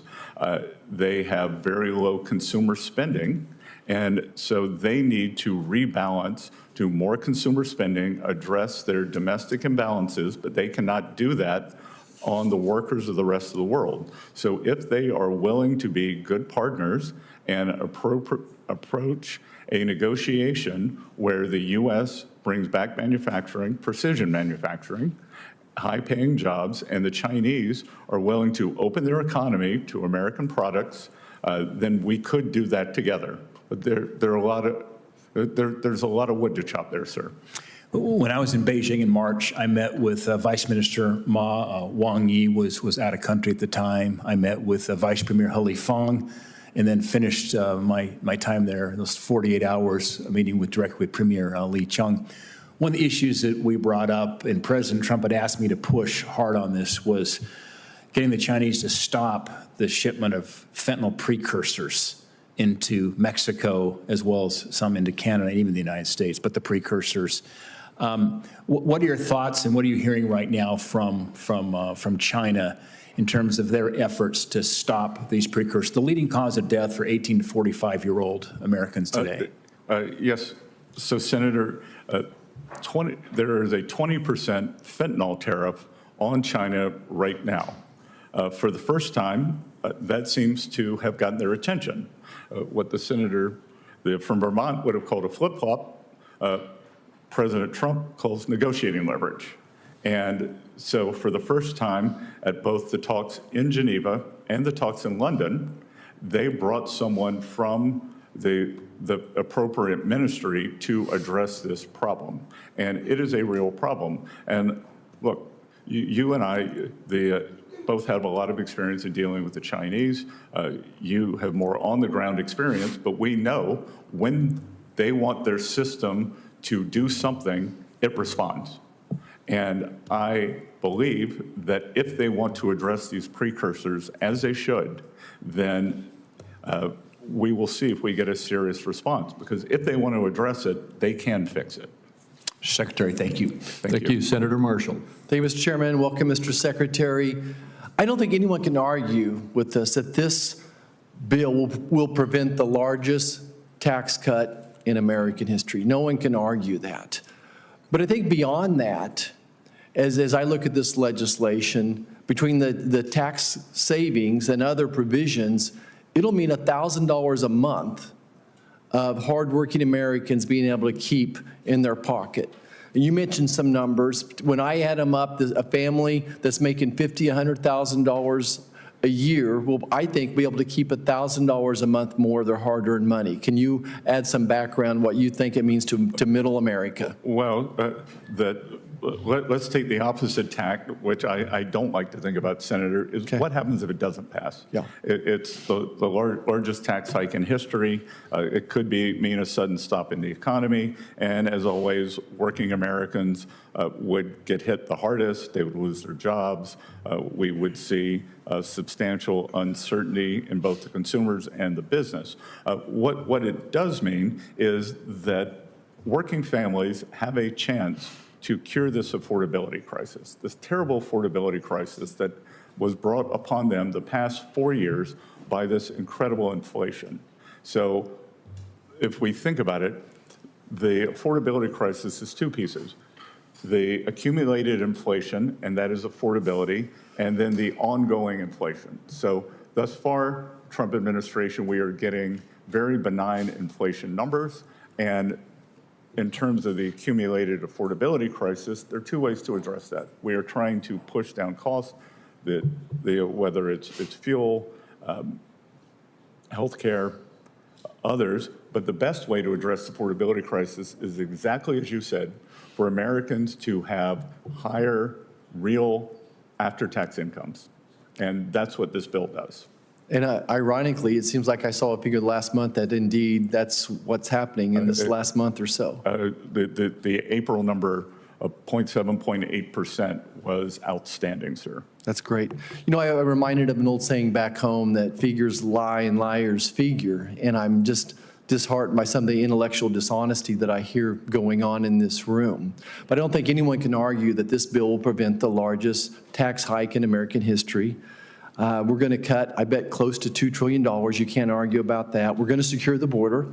The child tax credit, again, taking your situation, it'll actually, we'll lose child tax credit, go from $2,000 to $1,000. And President Trump, 45, we increased from $1,000 to $2,000, now again to $2,500. Republicans leading the charge to increase the child tax credit as well. Go ahead. And Senator, the important thing here, the child tax credit becomes permanent. Oh, wow. $2,500 is permanent. That's good. Let's talk about the importance of growth. You and I have ran businesses. Yours are much bigger than mine. Need to go do a live hit here in a second, but yours are much bigger than mine. But we're used to data coming in, and all your advisors coming in, and the CBO is one of our advisors. There's so many advisors, but you and I are used to sitting there and saying, taking all this information and saying, based upon everything out here, we think this is what's best for this company, in this case, this country. When I look at this, the Trump policy, it spells growth. Growth in the economy, growth like we've never seen before.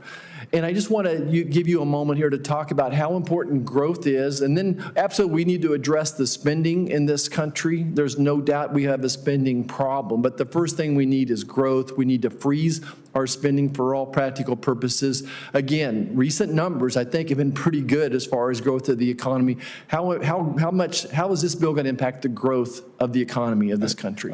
Again, I think the certainty of this will help small and large businesses. I think the 100% expensing is going to be very powerful. As I'm out on the road, companies are telling me that they are holding back on CapEx because President Trump did say in his address to Congress there would be 100% expensing dated back to January 20th, but they can't be 100% sure that this bill is going to pass. Nothing's 100%.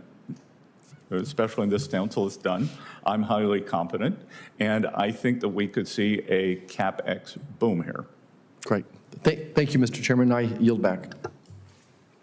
Thank you. Senator Young. It's great to see you, Mr. Secretary. I know Good to see you're you quite again, busy. And so I'd like to dive right in and start asking you about tariffs. Wall Street Journal says today, and what was a somewhat critical editorial, that they encourage a smarter trade strategy.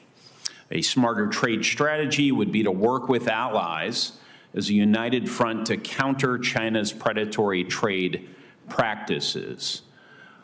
Instead, the administration has used tariffs as an economic scattergun against friends as well as foes. They say, I'll give you an opportunity to respond to this, Mr. Secretary.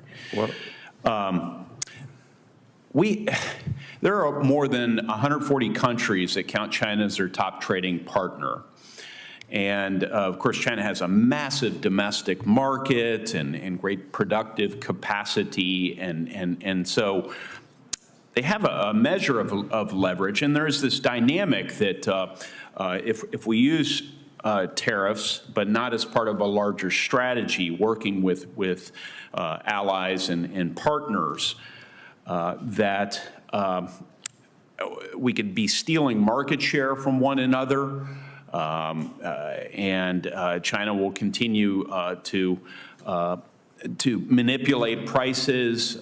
They will make dependency on their economy hard to reverse. And the alternative would be maybe what the Wall Street Journal proposes, which is we unify large economy, democratic countries, unify and collectively apply a lot of pressure vis-a-vis state capitalist countries, China in particular, to bring them into a position of better behavior.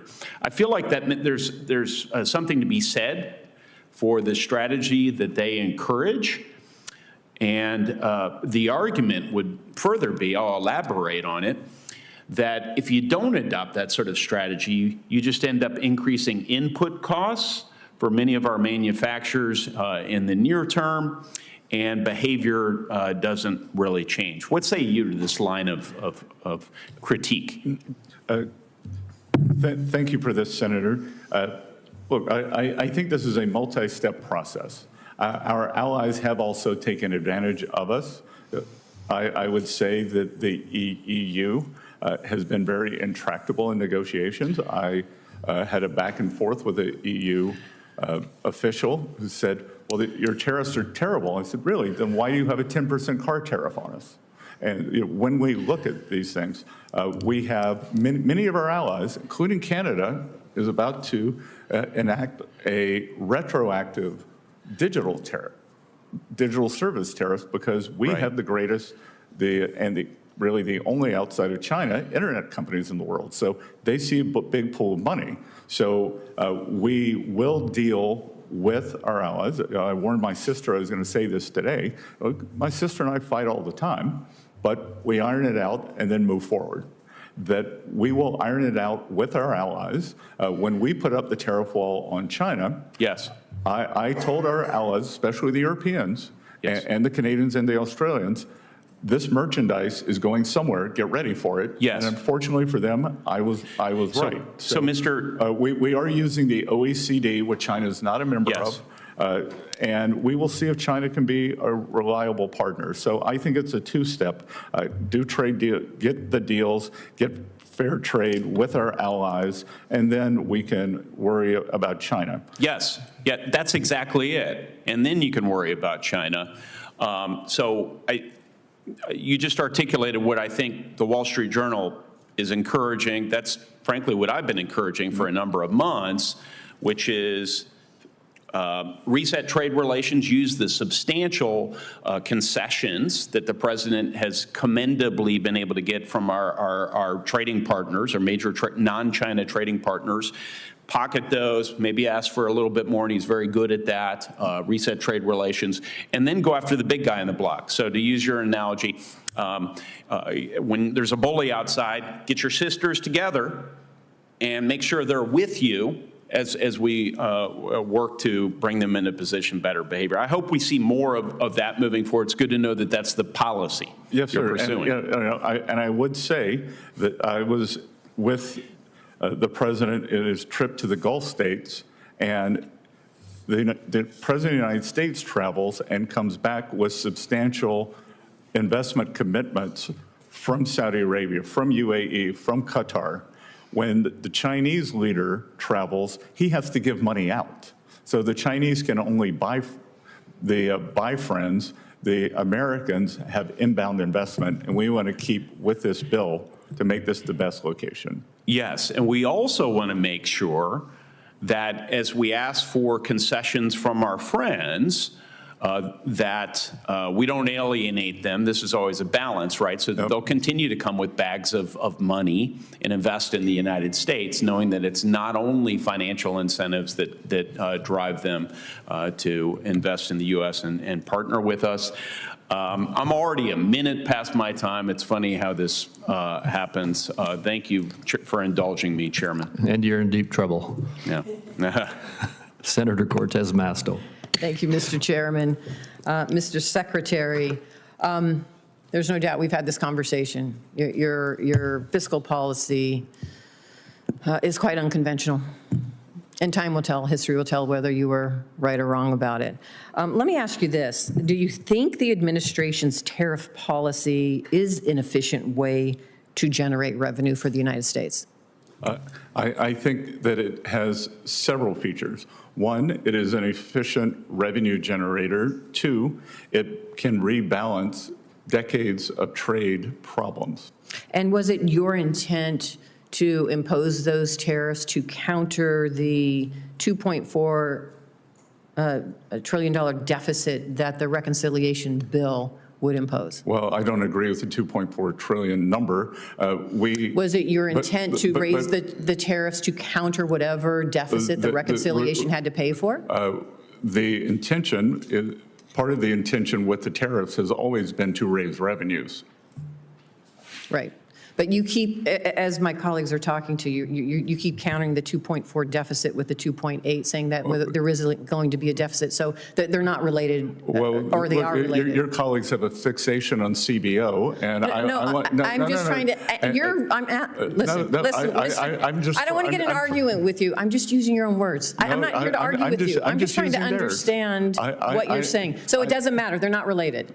Sorry, they're coincident, not causal. Okay. Perfect. That's all I needed from you. Let me ask you this. Do you think that tariffs are taxes? Sorry? Do you think tariffs are taxes? No. No, they're not. No. Okay. And you keep talking about utilizing tariffs to bring jobs back to this country, which I agree with. But I haven't heard from the administration or from you, what types of jobs in manufacturing are you looking to bring back with this tariff policy? We'd like to bring back precision, high-end manufacturing. But what type? Look, it could be semiconductors. We obviously want to bring back steel. I think what we have seen, Senator, I think a good way to think about it, there are strategic industries that we discovered during COVID. Such as? The pharmaceuticals, semiconductors, steel, So you want to bring those jobs back here, but anything else? Sure, there's a whole array, whether it's auto manufacturing. So I would ask that you give me the whole array, because if you have this in mind that you want to bring these jobs back, we should all be working together to focus on that. But I haven't heard this administration identify the types of manufacturing. So I would look forward to that. If you could send that to me, that would be great. I'm happy to send you that, but again. Let me ask you this, I know you're Mr. a business Bessent. person, and business is organic. This isn't the Soviet Union. We don't have a list of what's going to happen. I know, but you're talking about moving into the 21st century and the jobs of the 21st century. I think they should be high-value jobs that we're all focused on, and I think there should be a plan, strategy around it. I mean, agree. Any business needs that, right? Including government. Good.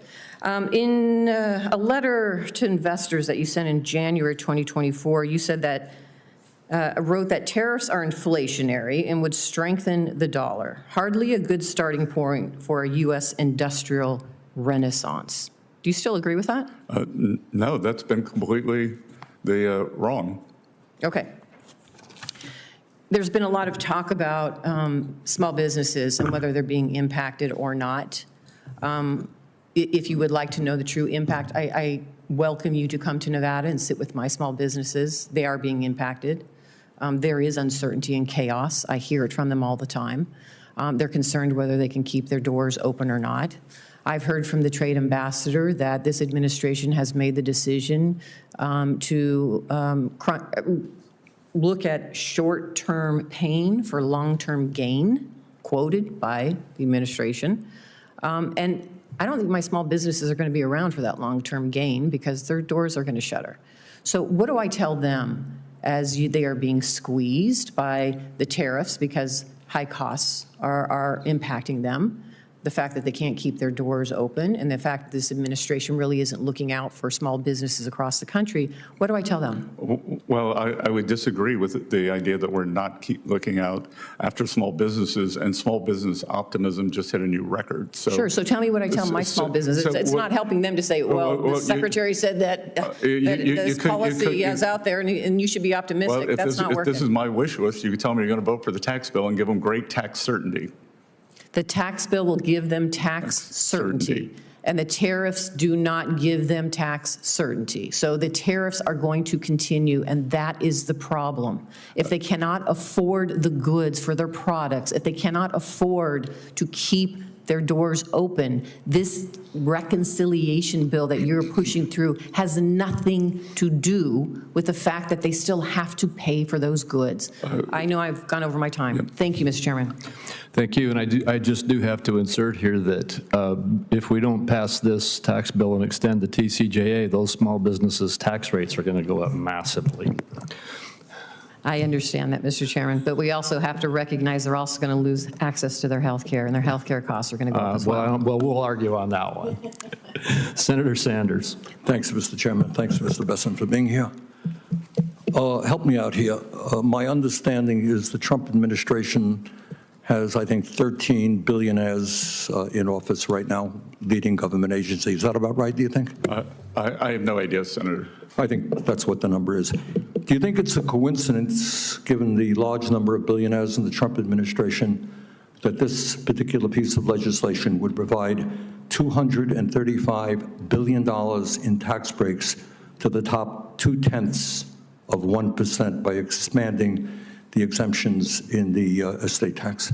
Senator, I will tell you that when the 2017 Tax Cuts and Jobs Act passed, my tax rate went up. Well, I don't know your exact situation, but I can tell you. Tell me about how many people do you think are in the top 0.2%? Sorry? Number of people in the top 0.2% who would benefit from this particular $235 billion tax break. Well, I know the top 10% is right. now paying 7%. That's not the question. My question is, why do you think at a time of unprecedented income and wealth inequality, when people like yourself economically have never, ever had it so good, why do you think it's a good idea to cut Medicaid for low-income and working-class people by $700 billion to give $235 billion in tax breaks to the very, very, very richest people in this country, perhaps a few hundred families? Please justify that and tell me about that. Well, Senator, I don't know, but the Democrats had the trifecta, and there was no tax increase or wealth tax on billionaires. You choose. I'm not talking about a tax. You chose not to do that. Mr. Bessent, I am not talking about a wealth tax. Explain. A few hundred of the wealthiest families in this country, $235 billion tax break. Explain to the American people why you think that's a great idea. I think that this will increase small businesses substantially. That most small businesses, they are... Has zero to do, come on, you're smarter than that. This is the top 0.2%. This is not a mom and pop store. These are multi-billionaires, and the savings go to their kids after they pass away. This is nothing more than a gift to billionaires in this country. Well, sir, that's just not correct, because the top 10% paid a bigger share of taxes after TCJA. I'm talking about one provision in this. I don't want to argue with you about taxes in general. One provision, few hundred families, $235 billion in tax breaks.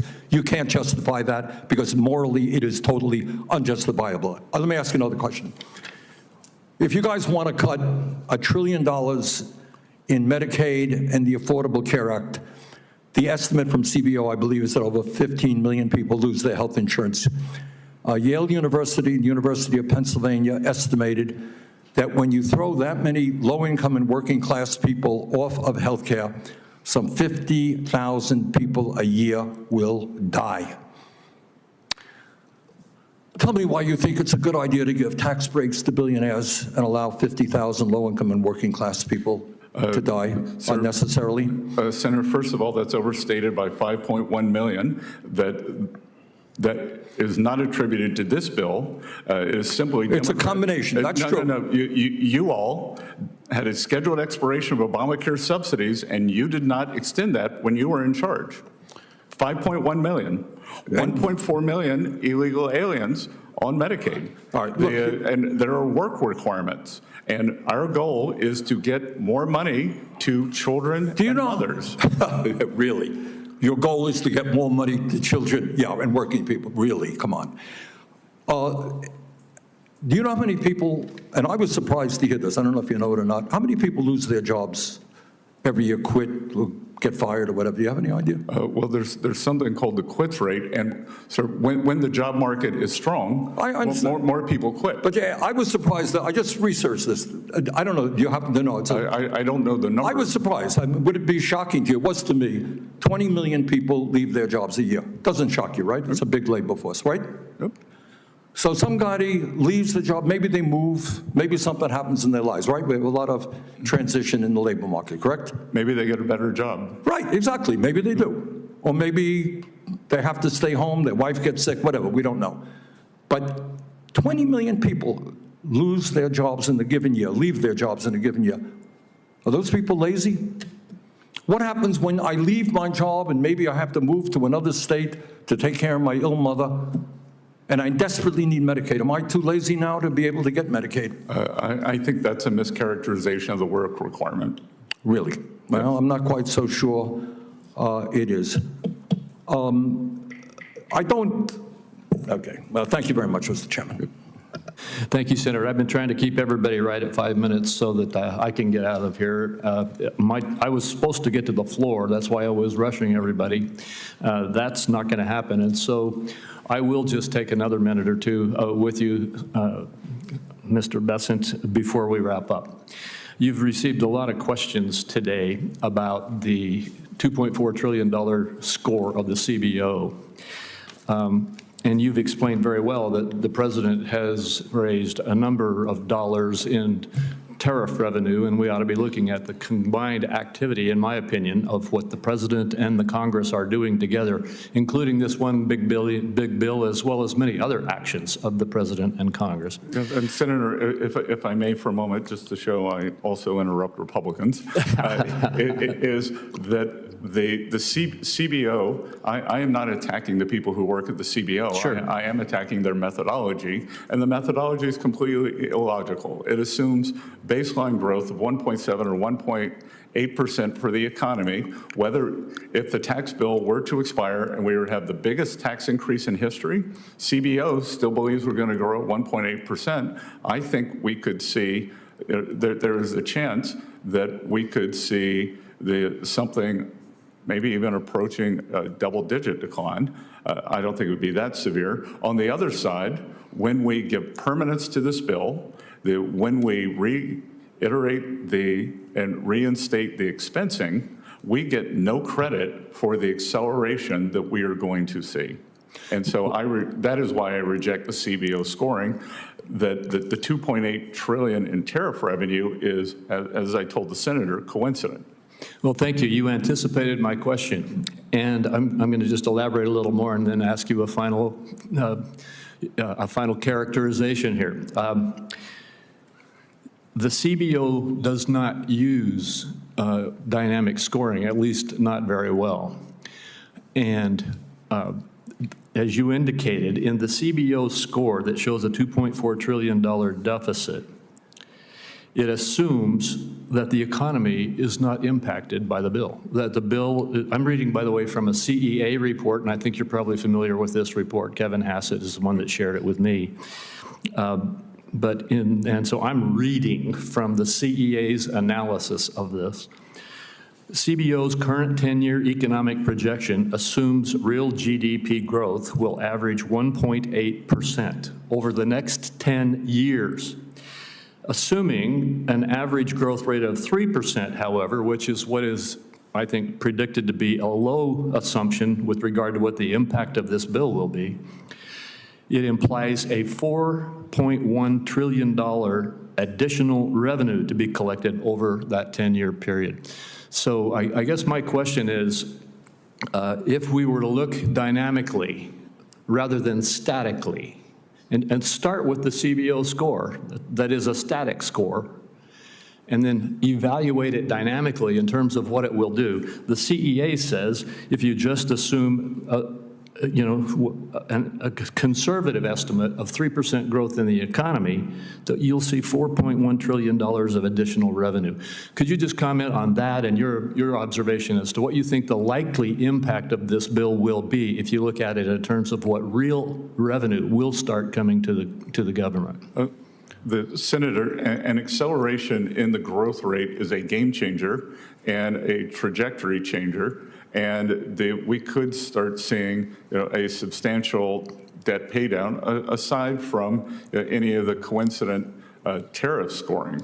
And my guess is that you then go into a virtuous cycle, because as you're paying down debt, the interest rates come down, and it would actually be even better. And I worked with CEA on that, and we actually I think did some fairly, I wouldn't call it harsh, but some very regimented modeling in terms of the outcomes and what the other variables would be. So there were people who were pushing for higher growth. There were people who were pushing for lower interest rates. And I think we used very, very realistic assumptions in there. Well, thank you. What I heard you say was you think that the CEA analysis is solid and accurate and maybe conservative. And am I right about that? I think it is extremely robust, and that I think it's important to have upside surprises.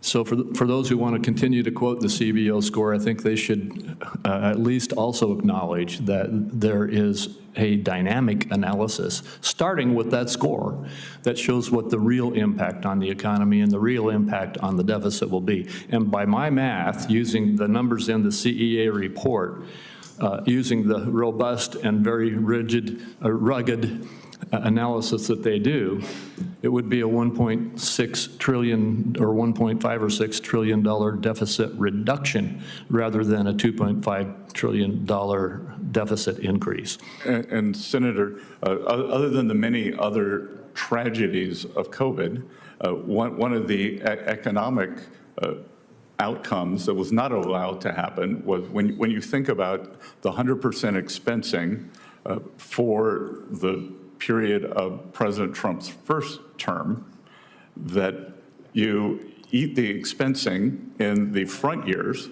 but you are really, however you want to say it, cocking the spring, pulling the rubber band back, and then you get the full economic might of the new industrial equipment, the jobs that have been created. So COVID interrupted what I think would have been a very powerful path up because of that expensing, the creation of new capital stock, and the creation of new jobs. Well, thank you. And I appreciate your analysis. I appreciate all the great work that you're doing. And I also appreciate you giving us the time you gave us today. And with that, I'm going to run to the floor, and so this hearing will be concluded. Thank you. Oh, wait a minute. Before I say that, I'm supposed to say to my colleagues, questions for the record are due on Thursday, the 19th. Close of business? Close of business by Thursday of the 19th, and now the hearing is adjourned. Thank you.